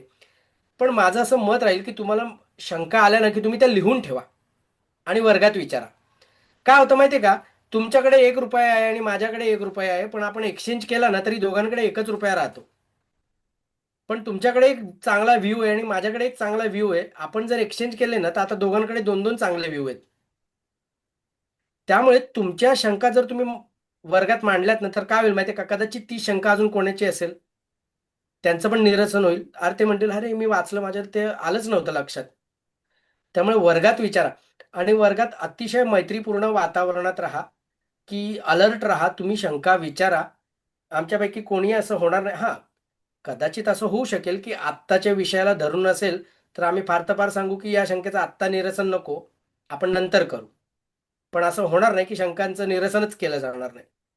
जसं उदाहरणार्थ ABCD शिकवताना तुम्ही म्हणाल सायकोलॉजी एस पासून सुरू होतं का पी पासून सुरू होतं, मग असंच का होतं, तर ते आत्ता सांगण्यासारखं नाही. आता ABCD शिकायची. तसं आहे. तेव्हा कोणीही काहीही चिंता करू नका. दुसरी काही शंका आहे का? उदय प्रश्न आहे, सर ग्रहांशी रिलेटेड रत्नाची माहिती पण देणार का आपण? हो, ग्रह आहेत ना, मग ग्रहांचं रत्न कुठलं आहे ते सांगू. पण ते कसं ओळखायचं किंवा कोणी कुठलं रत्न घालायचं हे लगेच नाही, ते तुम्हाला त्या त्या वेळेस मिळेल. काळजी नाही. येस, झाल्या अजून कोणाचा शंका? प्रश्न आहे? काही शंका असेल विचारून घ्या, मग आपण सूर्यग्रहाकडे जाऊया. आज पहिला ग्रह सुरू करायचा सुरू आपल्याला. करायचं आहे. आपण हे शंका असेल तर ठीक आहे, नाही तर कॉमेंट मध्ये ओके करा, कॉमेंट मध्ये टाईप करा ओके. आपण पुढे जाऊया. Okay sir. चालूया पुढे. Sir yes, continue. हो हो, चला ठीक आहे. ऍक्टिव्ह राहा, इंटरॅक्टिव्ह पण राहा. काही डाऊट असेल तर चॅट बॉक्स मध्ये पण टाईप करत चला. Very good. Okay sir. बरं, चला आपण येऊया आता ग्रह विचार. स्क्रीन दिसते? दिसते ना? Okay. Okay, just a minute.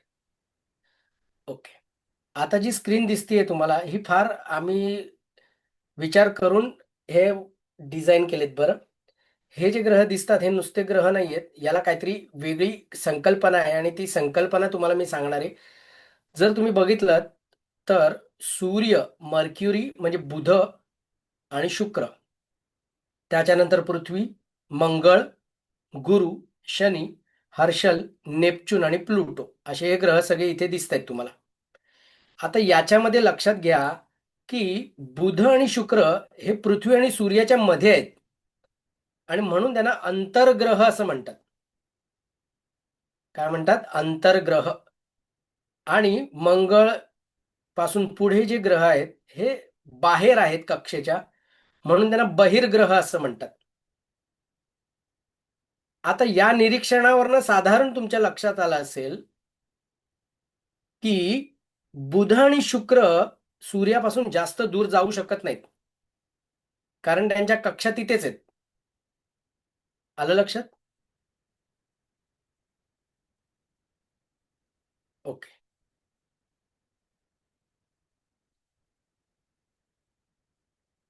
आता आपण पहिल्या ग्रहाकडे येऊया. सूर्य, जे तुम्हाला स्क्रीनवर दिसतंय तो आपला सूर्य दिसतोय आणि नंतर गोल त्याच्या आतमध्ये भरीव ठिपका, हे सूर्याचं चिन्ह आहे बरं का. आंतरराष्ट्रीय आंतरराष्ट्रीय तुम्ही सन, सोलार, सूर्य असं काही न लिहिता, रवी असं नाही लिहिता, हे चिन्ह दिलं की समजेल ते सूर्य आहे.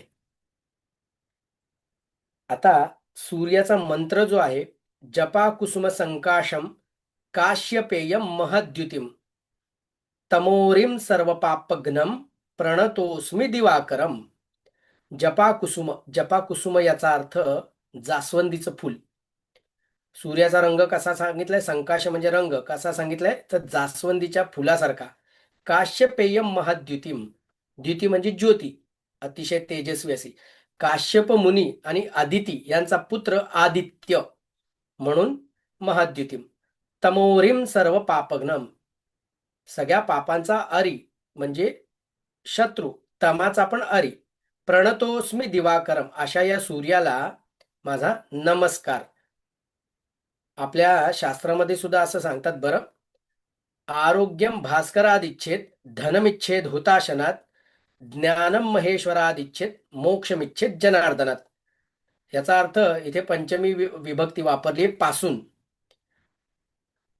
आरोग्यम भास्करादिच्छेत, भास्कर म्हणजे सूर्यापासून काय मागावं तर आरोग्य. आलं लक्षात? धनमिच्छेद हुताशनात, अग्नीपासून धन मागावं. ज्ञानम महेश्वरादिच्छेद, महेश म्हणजे भगवान शंकर यांच्याकडनं काय मागावं तर ज्ञान मागावं. मोक्षमिच्छेद जनार्दनात, जनार्दन म्हणजे भगवान विष्णू यांच्याकडनं मोक्ष मागावा. आता या सूर्याचं आपण काय काय आहे ते आपण पाहूया. सूर्याचं रत्न आहे माणिक, लाल रंगाचा खडा असतो.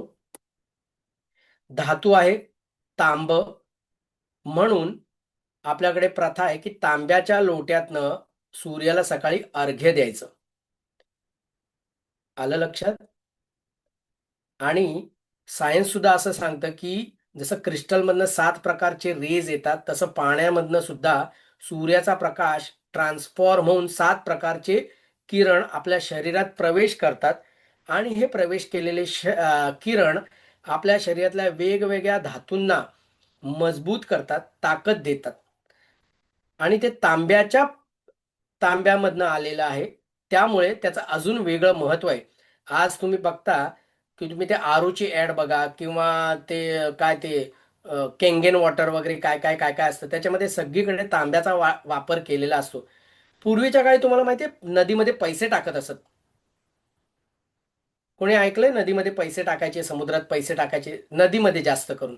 हो. का बरं? तर पूर्वीचे ते तांब्याचे हो. पैसे होते. आणि तांब जेव्हा तुम्ही पाण्यात टाकता ना, तेव्हा त्याच्यामध्ये प्रक्रिया होऊन ते पाणी काय होतं, शुद्ध होऊन जातं. आज सुद्धा जर तुम्हाला अगदी चांगलं पाणी प्यायचं ना, तर तुमच्या माठामध्ये 3 गोष्टी टाका, तुमचं पाणी एकदम शुद्ध. एक तांब्याचा कॉईन, एक चांदीचा कॉईन आणि थोडासा हरभऱ्या एवढा चुना. हे सगळं तुम्ही माठात टाकलं की झालं तुमचं पाणी एकदम पिण्यायोग्य. चुन्यामधनं तुम्हाला कॅल्शियम मिळेल आणि तांबा आणि चांदीची प्रक्रिया होऊन तुम्हाला शुद्ध पाणी मिळेल. तर तांबा हा सूर्याचा धातू आहे. सूर्याच्या वस्तू आहेत, गहू आहे, रताळं आहे, लाल वस्त्र हे सूर्याचं आहे. म्हणजे त्याच्यावर सूर्याचं कारकत्व असतं, सूर्याच्या अंडर येतात. दिशा पूर्व, रंग लाल. आता सूर्याचा अधिकार काय आहे किंवा सूर्याचं स्टेटस काय आहे, तर सगळ्यात पहिले सांगितलंय आत्म्याचा कारक आहे सूर्य. सूर्य कशाचा कारक आहे? आत्म्याचा. वेद सुद्धा असं सांगतात, सूर्य आत्मा जगतस्तस्थुषश्चा, म्हणजे या जगाचा आत्मा कोण आहे तर सूर्य. 1 मिनिट जरी सूर्य अदृश्य झाला तरी पूर्ण हाहाकार माचेल. त्यामुळे सूर्य हा जगाचाच नाही तर आपला सुद्धा आत्मा आहे. त्यामुळे सूर्य जर बलवान असेल तर अशी व्यक्ती तेजाने, अधिकाराने युक्त अशी असते. पुढे आपण बघणार आहोत. सूर्याचं कारकत्व असतं, सूर्य हा राजा आहे, त्यामुळे त्याचं नेतृत्व, अधिकार आहे. आता आपल्या घरात अधिकार कोणाचा असतो तर पित्याचा, म्हणून सूर्य हा पितृकारक आहे.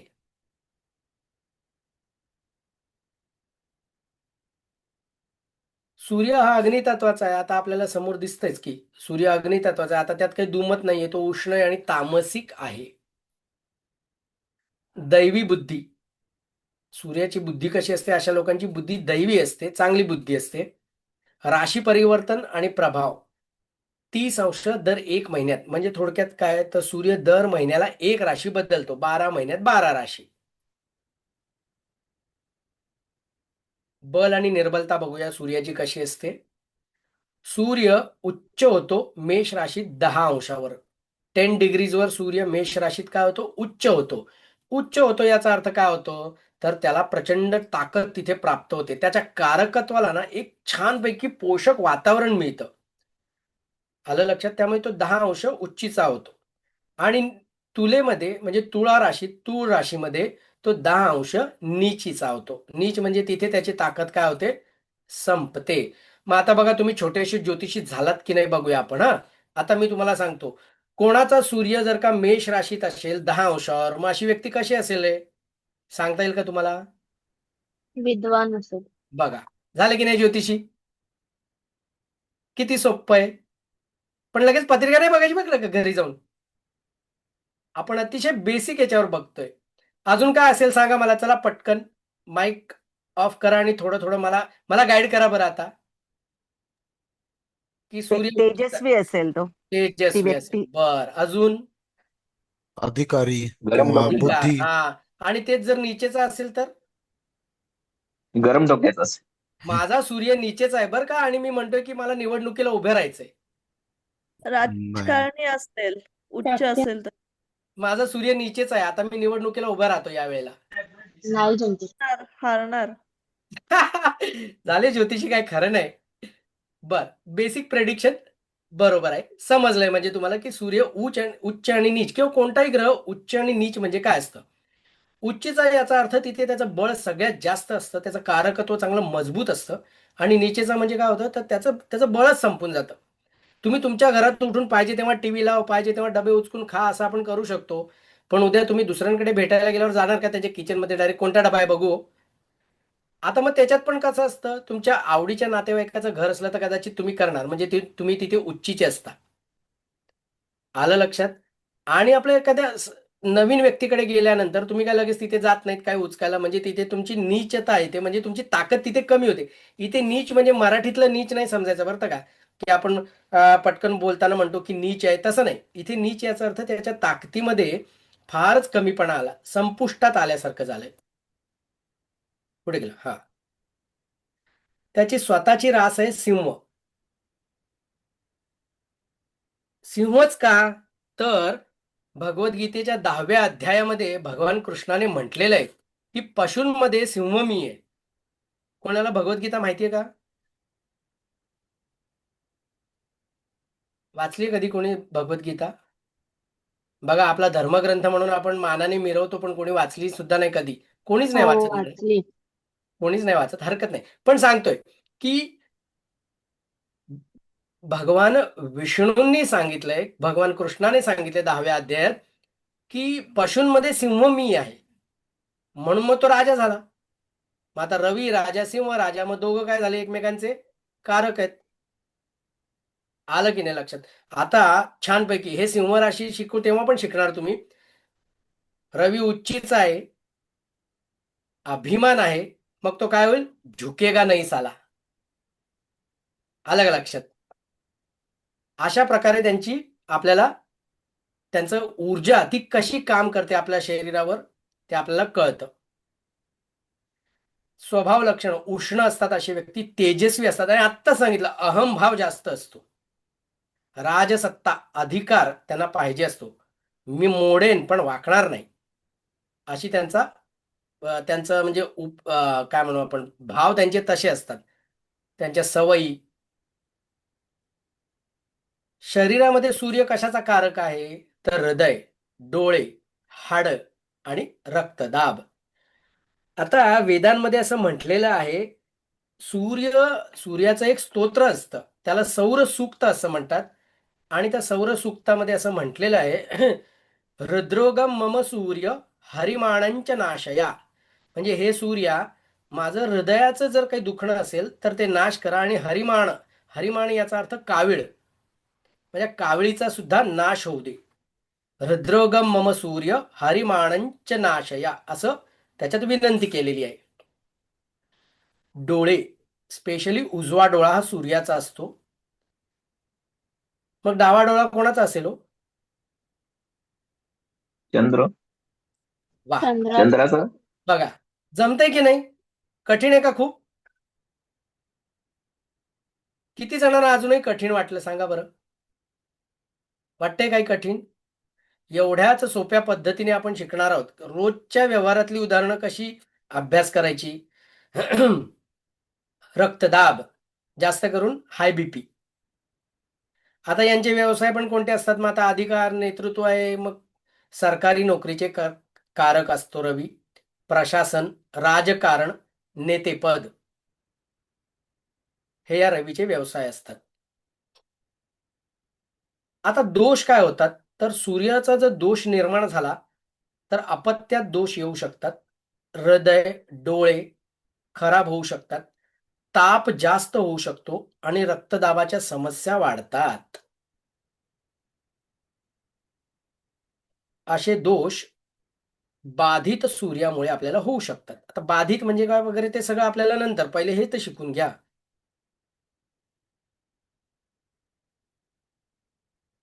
सूर्य पुन्हा तेच आत्मा, तेज, नेतृत्व, अधिकार यांचा कारक आहे.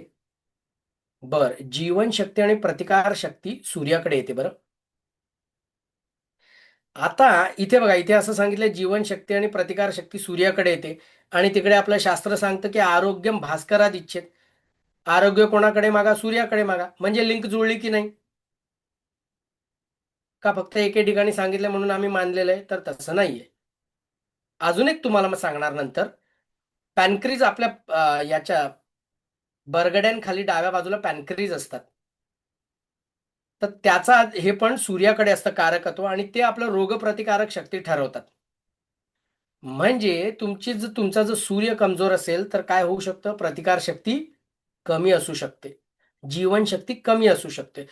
कृपया स्क्रीनवर स्क्रॅचेस सोडू नका. कोणीतरी स्क्रॅचेस सोडतंय. ओके, थँक्यू, धन्यवाद. स्थैर्य, कीर्ती आणि राजसत्ता यांचा कारक सूर्य आहे. लाईफमध्ये स्टॅबिलिटी. आता कीर्ती का बरं? तर साहजिक आहे, कीर्ती होणं म्हणजेच काय? तर प्रकाशित होणं, सगळ्यांना माहीत पडणं. मग ते कोण करणार आहे? तुमचा सूर्य जर मजबूत असेल तर तुमची कीर्ती दिगदिगांतर पसरेल. राजसत्ता यांचा कारक सूर्य आहे. ताप, ज्वर, हृदय संबंधी प्रकृती यांचा कारक सूर्य आहे.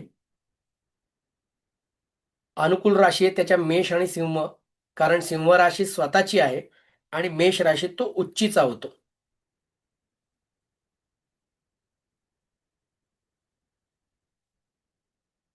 आता इथे सांगितलंय बघा, सूर्य जर बलवान असेल तर आपला आत्मविश्वास एकदम चांगला असतो, नेतृत्व करण्याची शक्ती चांगली असते. पण तेच जर का सूर्य जर दुर्बल असेल तर हा आत्मविश्वास अहंकारामध्ये होऊ शकतो. आलं लक्षात? आणि कमजोरी, कमजोरी कशा प्रकारे? तर जीवनशक्ती किंवा प्रतिकार शक्ती कमजोर असू शकतो किंवा आतून भित्रा असू शकतो. वरतून असं दाखवायचं की मी खूप डेअरिंग बाज आहे आणि आतून एकदम काय असू शकतो? नको नको रे बाबा, जाऊ दे. आलं लक्षात? बर, आता सध्या आपण इथे थांबू, बघू उदय सर काय म्हणतायत. काही शंका असेल तर तुम्ही विचारू शकता.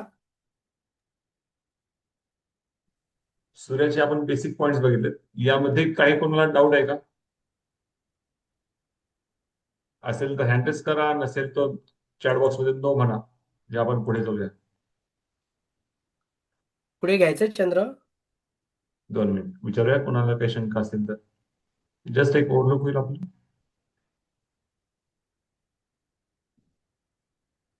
ठीक आहे, चंद्र सुरुवात करूया. आता तरी शंका नाही. Very good. 10 डिग्री नाही समज, समजेल समजेल. ते समजेल, घाबरू नका. सध्या फक्त लक्षात ठेवा की 10 डिग्रीवर उच्चीचा होतो. मग काय होतं ते 10 डिग्री कधी ते नंतर कळलं. हा, जोशी साहेब बोला, अनम्यूट कर. सर थोडस मला फास्ट वाटतंय. I am very sorry. अजून माहित नाही. थोडं मला फास्ट वाटतंय. स्लाइड थोडं म्हणजे काय काय गोष्टी एकदम पटापट गेल्या होत्या स्क्रीनवरनं. जे ओके. नोट करायला गेलं की ते पुढचं तुमचं जे एक्सप्लेन करतात ते राहून नाही नाही, जातं. लक्षात घ्या की स्क्रीनवर जे लिहिले ना ते नोट नका करू तुम्ही. नाही, ते नाही नोट करत आहे मी. पण तुम्ही जे काय सांगताय कधी हो, कधी ते आणि ओके ते मॅच करून मी दोन्ही नोट करतो. Okay okay. थोडस स्लाइट इफ पॉसिबल स्लाइटली थोडं हळू केलं तर बरं होईल. ठीक आहे, ठीक आहे. आय एम सॉरी, म्हणजे नाही नाही, तुमच्या हरकत नाही, हरकत नाही. त्याच्यामुळे मी थोडं चेंज सर्वांनाही समजेल असं बघूया. कोणाला Yes, कंटाळा sir. नाही आला पाहिजे आणि समजलं पण पाहिजे. No problem. हरकत नाही. थँक्यू. हरकत नाही, ठीक आहे. चंद्र घेऊया. चंद्र घेऊया. हो. चल, चंद्र घेऊन थांबूया. स्क्रीन आली. हो. चांदो मामा आपल्या सगळ्यांच्या ओळखीचा. ओके, वेदांमध्ये येस सर. असं म्हटलेलं आहे, चंद्रमा मनसो जातः. चंद्रमाचा जन्म मनासारखा झालेला आहे, मनापासनं आहे. आता या 2 ग्रहांची अजून एक तुम्हाला मी गंमत सांगणार हं. ती गंमत कशी सांगणार ते नंतर बघूया. ग्रह झाला की सांगेन. बघा आत्ताच मी तुम्हाला सांगितलं, की हे जे आहे ना, हे चंद्राचं चिन्ह आहे इंटरनॅशनल. दधिशंख तुषाराभम क्षीरोदार्णव संभवम. तर दही, शंख आणि तुषार यांच्यासारखं चंद्राचं रूप आहे, स्वच्छ शुभ्र. नमामि शशिनं सोमम शंभोर्मुकुटभूषणम. असा शंभू म्हणजे महादेव यांच्या मुकुट असलेल्या सोमाला, चंद्राला माझा नमस्कार. आता चंद्राचं शुभ काय बघूया. तर रत्न मोती. सगळ्यांना मोती माहीतच असेल. नसेल माहीत तर आपण नंतर पुढे बघणार आहोत, पण मोती साधारण माहीत असतो. त्याच्यानंतर चंद्राचा धातू आहे चांदी. म्हणून मी काय म्हटलं, चांदी आणि तांब तुम्ही पाण्यात टाका, बरोबर ना. म्हणजे तुम्ही थोडक्यात काय केलं बघा व्यवहारात, तर चंद्र आणि सूर्य पाण्यात मिक्स केलेत. आलं लक्षात. आणि तुमच्या आरोग्याला उभारी दिलीत. पांढऱ्या वस्तू जास्त करून चंद्राच्या अंमलाखाली म्हणजे चंद्राच्या कारकत्वाखाली येतात. दूध, तांदूळ, पांढरी वस्त्र हे सगळं चंद्राच्या कारकत्वाखाली येतं. दिशा उत्तर आणि पश्चिम. रंग पांढरा, शुभ्र, स्वच्छ. पृथ्वीच्या जवळचा जलीय प्रकृतीचा म्हणजे काय, तर जलतत्वाचा. सूर्य कोणता होता, अग्नितत्वाचा. चंद्र कोणता आहे, जलतत्वाचा. चंद्र बघितल्यावर मनाला शांत वाटतं. त्यामुळे चंद्र जलतत्वाचा कारक आहे, शांत आहे, तेजस्वी ग्रह आहे. आता चंद्राचं कारकत्व कशावर आहे, तर मगाशीच सांगितलं तसं चंद्रमा मनसो जातः. म्हणजे चंद्राचं कारकत्व कशावर आहे, तर मनावर आहे. मग एकदा का मनावर कारकत्व आलं ना, की मग बाकीच्या गोष्टींवर पण येतं बरं का. त्याचा साईड म्हणजे भावना, आपले इमोशन्स सगळे चंद्रावर डिपेंड असतात. म्हणून जर अभ्यास केल्यानंतर तुम्हाला कळेल, इवन तुमच्यापैकी कोणी असेल किंवा आमच्यापैकी मी सुद्धा माझ्या स्वतःचं ऑब्झर्वेशन करतो. त्या दिवशी अचानक माझ्या एका मित्राने, ज्याला ज्योतिषी काहीही माहिती नाही बरं, त्याने अचानक मला फोन केला, प्रसाद मला तुला भेटायचंय. म्हटलं बर भेटूया, काय झालं. म्हणतो अरे प्रॉब्लेम आहे. म्हटलं काय झालं रे बाबा. तर म्हणतो मी गेले 5-6 महिने ऑब्झर्व करतोय, दर 15 दिवसांनी ना माझी चिडचिड होते, दर 15 दिवसांनी. मग आता त्याने स्वतःहून असं सांगितल्यानंतर मग मी म्हटलं अमावस्या पौर्णिमेला. म्हणतो हो रे एक्झॅक्ट. म्हणजे काय झालं बघा, भावना उद्दीपित झाल्या. आलं लक्षात. चंद्र भावनांचा कारक आहे. त्यामुळे पौर्णिमा अमावस्येला काय होतं, भावना मनातल्या बाहेर येतात. मग त्या कोणत्याही भावना असतील बरं, भीती असेल, प्रेम असेल, राग असेल, चिडचिडेपणा असेल, कोणत्याही भावना असू दे, तुमच्या जन्माच्या तिथीनुसार तुमच्या त्या भावना बाहेर येतात. मातृत्व, आईचा कारक चंद्र आहे. घर, सुख यांचा कारक चंद्र आहे. दैवी प्रभाव त्याचा कसा आहे, तर 27 नक्षत्र असतात त्याची. प्रत्येक नक्षत्रात साधारण 2.25 दिवस असतो. एक दिवस, दुसरा दिवस आणि तिसऱ्या दिवसातला थोडासा भाग, असा 2.25 दिवस तो एक नक्षत्रात असतो. त्याचं बल आणि निर्बलता कुठे बघूया, तर तो वृषभ राशीत 3 अंशाला उच्चीचा होतो. चंद्र वृषभ राशीत काय होतो, 3 अंशाला उच्चीचा होतो. म्हणजे वृषभ राशीत त्याला फार बळ मिळतं.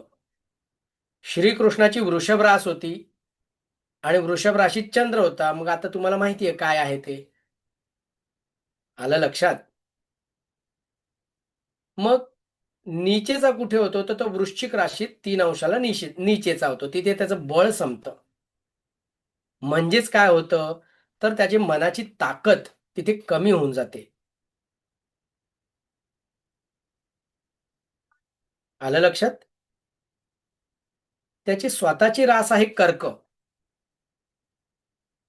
कर्क ही चंद्राची स्वतःची रास आहे.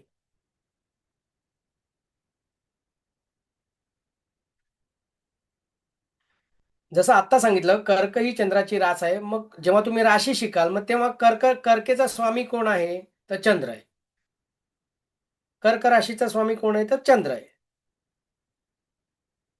स्वभाव कसा असतो? तर शांत, शीतल, भावुक. कारण मनाचा कारक आहे, त्यामुळे भावुक असतो आणि करुणा यांनी भरलेला असतो.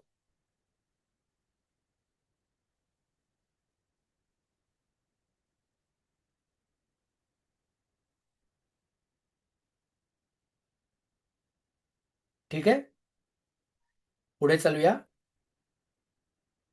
शरीरामधलं काय असतं चंद्राच्या हवाले?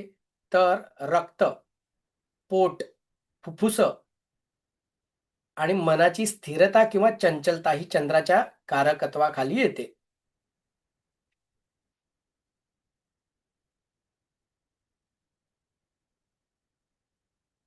मग आता पांढऱ्या रंगाचा कारक असल्यामुळे काय होतं? तर दुधाचा व्यवसाय किंवा द्रव पदार्थ, कला यांचा कारक चंद्र होतो. कारण कोणतीही कला म्हटलं की तुमच्या मनाची स्थिरता पाहिजे, बरोबर की नाही? नियम जरी माहीत असले तरी ते अप्लाय कसं करायचं हे तेव्हाच कळेल जेव्हा तुमचं मन स्थिर असेल. त्याशिवाय तुम्हाला ते कळणार नाही. त्यामुळे कलेचा कारक असतो. आता जर चंद्र बिघडला तर काय होतं? तर मानसिक चंचलता, पोटदुखी किंवा पाण्याचे रोग होतात.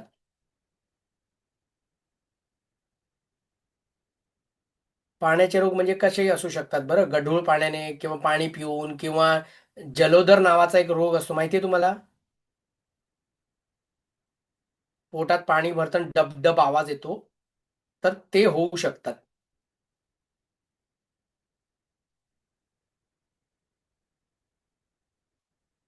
चंद्राचं कारकत्व आहे मन, भावना, कल्पनाशक्ती. जे स्क्रीनवर दिसतं ना, ते तुम्ही शक्यतो लिहू नका, कारण ते तुम्हाला व्हिडिओमध्ये मिळेल. तुम्ही ते लिहा जे इतर सांगत आहेत. आलं लक्षात? मातृत्व, घर, पोषण आणि मनःशांती यांचा कारक आहे चंद्र. म्हणजे चंद्र बिघडला तर मनाची शांती काय होईल? बिघडेल. अशांत मन असतं अशा व्यक्तींचं. शरीरातील रस आणि द्रव्यांचा कारक.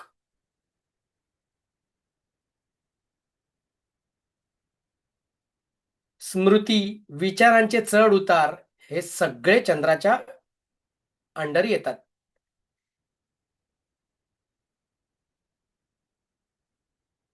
अनुकूल राशी आहे त्याची वृषभ, कारण तो वृषभ राशीतच उच्चीचा होतो, तिथे त्याला भरपूर ताकद मिळते.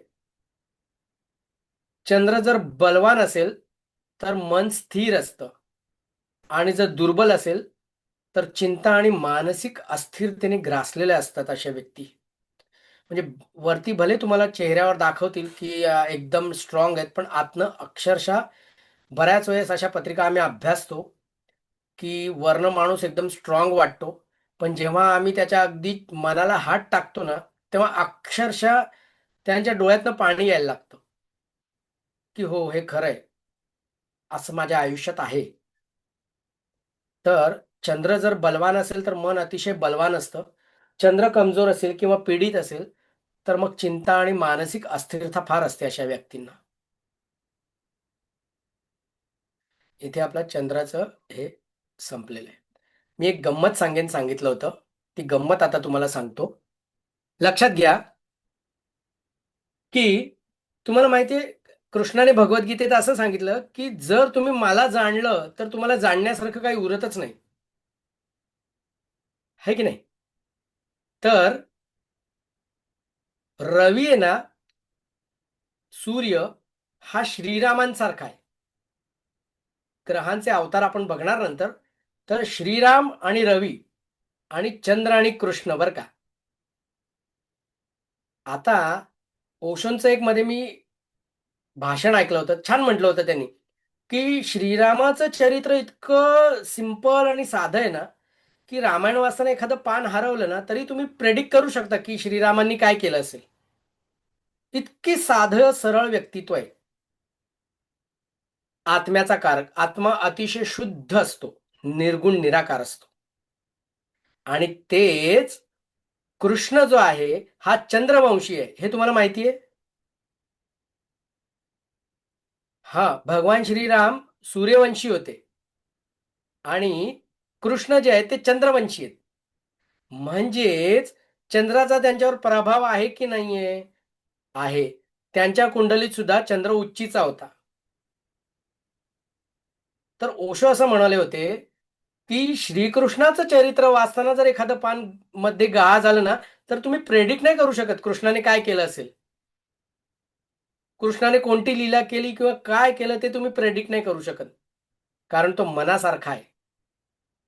अतिशय चंचल आणि अशी अतिशय स्थिर सुद्धा. मी कृष्णाचं चरित्र वाचले ना त्याच्यामध्ये त्यांनी अक्षरशः कृष्णाचं जे वर्णन केलंय ना, अंगावर काटा उभा राहतो. त्यांनी सांगितले कृष्णाचं शरीर इतर वेळी लोण्यासारखं कोमल असायचं आणि युद्धाच्या वेळी लोहासारखं, लोखंडासारखं कणखर व्हायचा.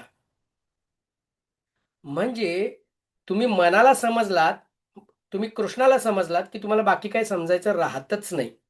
पण मला सांगा, मन समजणं एवढं सोपं आहे का हो? तसा कृष्ण समजणं सोपं नाही. 2.5 अक्षर आहेत पण ते समजणं सोपं नाही. तसंच मनही समजणं सोपं नाही. ज्याला मनावर कंट्रोल करता आला त्याच्यासाठी मग बाकीचे कोणतेही ग्रह परिणाम करता येत नाहीत. आणि म्हणूनच संन्यासी व्यक्तींवर कोणताही ग्रह परिणाम करत नाही, कारण त्यांचं मन अतिशय स्थिर करून घेतलेलं असतं त्यांनी. अर्थात हे योगाने साध्य होतं. म्हणूनच पातंजलींनी योगसूत्रात पहिलंच असं म्हटलेलं आहे, योगश्चित्तवृत्ती निरोधः. चित्ताच्या अनेक वृत्तींचा निरोध करून त्याला एका जागी स्थिर करणं म्हणजे खरा योग. तर असं आपण आज सूर्य आणि चंद्रांचा अभ्यास केला. आता तुम्हाला काही शंका असेल तर पुन्हा तुम्हाला थोडासा वेळ आहे. जोशी साहेब, आता बरोबर झालंय का? फास्ट वाटतंय? थँक्यू. हम्म. छान धन्यवाद. प्रश्न. उदय गुरुजी, प्रश्न बघा. बोला बोला, तुम्ही तुम्ही सांगा त्याचं. किंवा आपल्याकडे मनाचे डॉक्टर आहेत ना, ते आता प्रश्न घेऊया की नंतर घेऊया हा प्रश्न? मिलिंद सरांचा प्रश्न विषय होता ना पीएचडीचा, मन आणि हो त्यांचा परिणाम, मानसिकतेचा परिणाम. हो. मानसिक स्थिर नसेल तर मग काय करायला हवे? मनावर कंट्रोल नाही होत कधीतरी. तुमच्या सोपा उपाय या सांगून ठेवतो, रोज किमान 4 लिटर पाणी प्या. जलतत्व आहे. चंद्र पाण्याचा कारक आहे, चंद्र मनाचा कारक आहे आणि शरीरात 70% पाणी आहे. आपण म्हणतो ना, एखादा माणूस चिडचिड करत असेल किंवा काही त्रास होत असेल, त्याला पहिले सांगतो, बाबा शांत हो, पहिले पाणी पी. बाहेरून कोणी आलं की आपण पहिले आल्याला त्याला चहा नाही देत, आल्याला पहिले पाणी देतो. जो काही थकवा असेल, जे काही टेन्शन असतील किंवा जे काही शरीराभोवतालचं वातावरण असेल ते शांत व्हायसाठी पाणी. तर पहिले पाणी प्या 4 ग्लास, 4 लिटर. दिवसभरात 4 लिटर पाणी. कधीपर्यंत? चंद्रोदयापर्यंत, म्हणजे साधारण संध्याकाळी 7 वाजेपर्यंत. आपण चंद्रोदय चतुर्थीचा म्हणू, साधारण 7 वाजेपर्यंत 4 लिटर पाणी कंप्लीट करा. सिप सिप पाणी प्या, थोडं थोडं प्या, 1-1 तासाचं काउंटर लावून प्या. अनुभव घ्या आणि सांगा महिनाभरात मन शांत होते की नाही. नंतर त्याचे उपाय ते बघू आपण नंतर. आणि आमच्याकडनं तुमच्या सगळ्यांसाठी मन शांत करण्यासाठी आम्ही आधीच ठरवलेलं आहे. जेव्हा तुम्ही लेक्चर 10 मिनिटं आधी जॉईन करणार ना तेव्हा एक म्युझिक असेल, शांत डोळे मिटून फक्त ते ऐकायचं. त्याने मन एकाग्र होईल. पाण्याचं म्युझिक आहे. नेक्स्ट लेक्चर पासून आपण लावून देऊ. हा, ते तुम्ही ऐकायला सुरू केलं की तुमचं मन लेक्चरच्या आधीच कॉन्सन्ट्रेट होईल छानपैकी आणि तुम्ही लेक्चरमध्ये छान लक्ष देऊ शकाल. मी स्वतः न्यूरोलिंग्विस्टिक प्रोग्रामिंग केलेलं आहे. मी हिप्नोथेरपी सुद्धा करतो. त्यामुळे हे सगळं मिक्स करून अध्यात्माच्या दृष्टीने ते ध्यानाचं बनवलेलं आहे. तर ते जर तुम्ही ऐकलं लेक्चरच्या आधी तर मन अतिशय शांत राहील, की जेणेकरून लेक्चरच्या वेळी तुम्हाला कॉन्सन्ट्रेशन होईल. बरं, अजून काही शंका?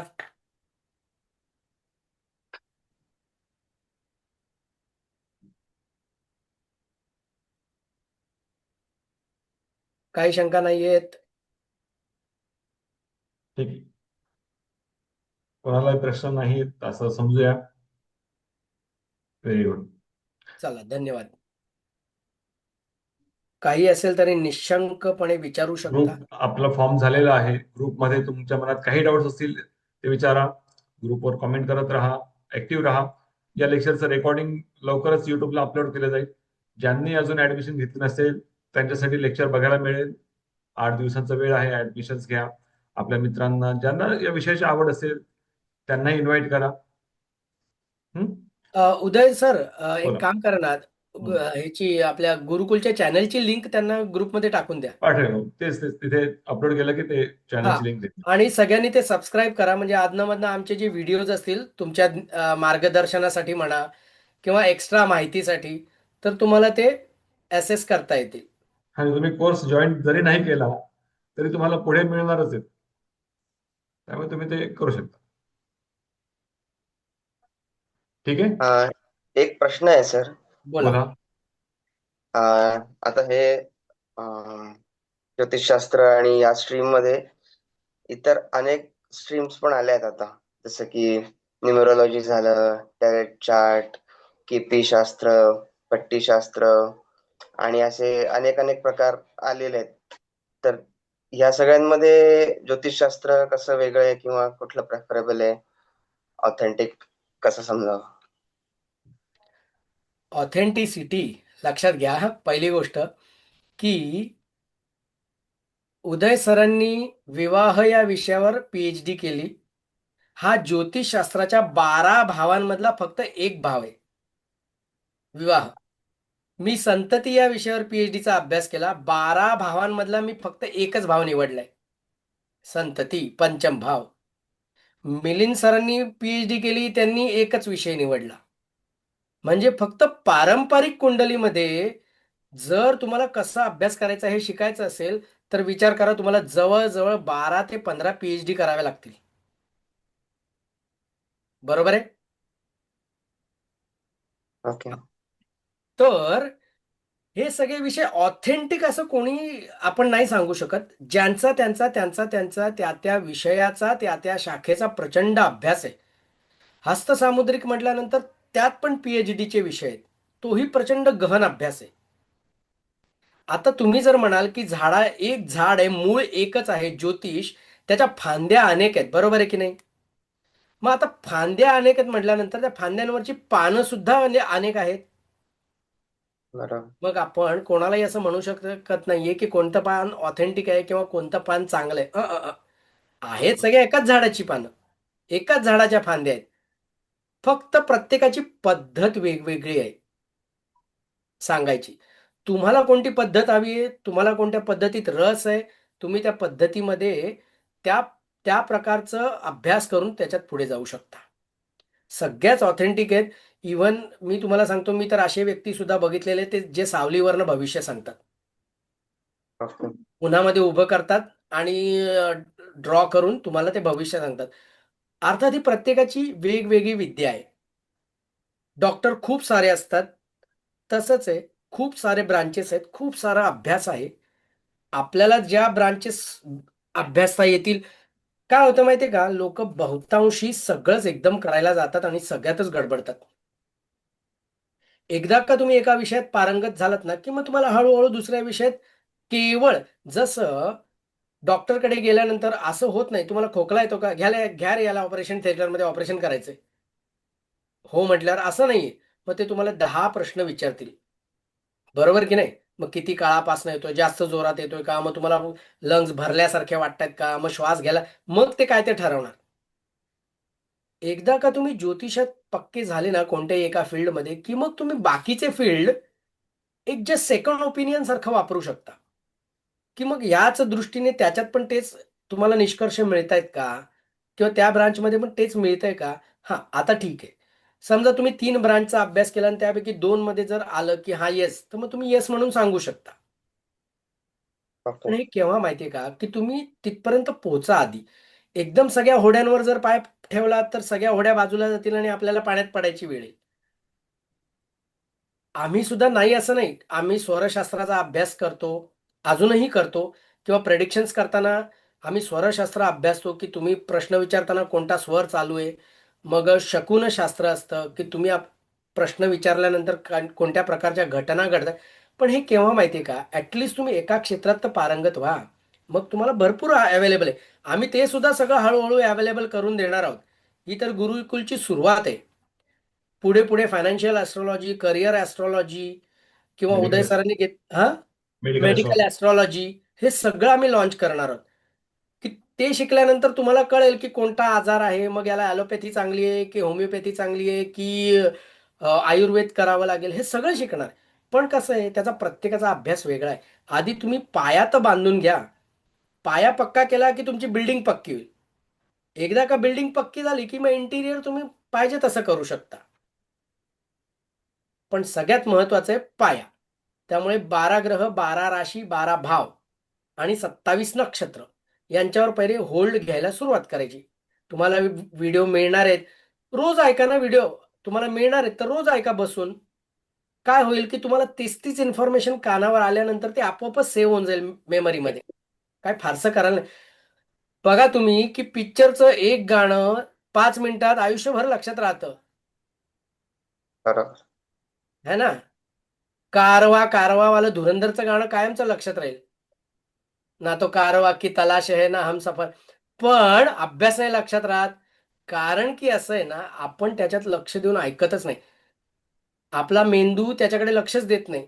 जर तुम्ही लक्ष देऊन ऐकलं तर तुम्हाला सगळं येणार. मग ठीक आहे, आता लेक्चरमध्ये लक्ष नव्हतं, मग कधीतरी व्हिडिओ जेव्हा तुम्हाला असं वाटेल की हां आता मला शांत वाटतंय, लावा कानाला आणि ऐकत बसा व्हिडिओ, पाहत बसा. परत तुम्हाला काहीतरी नवीन कळेल. नवीन कळालं की ते नोट डाऊन करा. डाऊट आला की नोट डाऊन करा. त्याला सर्कल करा आणि सांगा की सरांना विचारायचंय. लेक्चर उदय सर सांगतीलच तुम्हाला की आपण डाऊट सॉल्व्हिंगचे पण लेक्चर ठेवणार आहोत, स्पेशल वेगळे. स्पेशल लेक्चर येतात. हा, आणि आपण असं त्यात काही फक्त नाही डाऊट की सॉल्व्हिंग. फक्त गुरुवार टू गुरुवारच होईल असं नाही. आपण मध्ये मध्ये पण ज्यावेळेस असं वाटलं की डाऊट्स आहेत, एक एक्स्ट्रा लेक्चर्स पण आपण घेणार आहोत. हा, त्यामुळे एकदा तुम्हाला मी काय म्हटलं, जरा सुरळीत होऊ द्या. सगळं सुरळीत झालं की आपण तेही सगळं अरेंज करणार आहोत. ठीक आहे.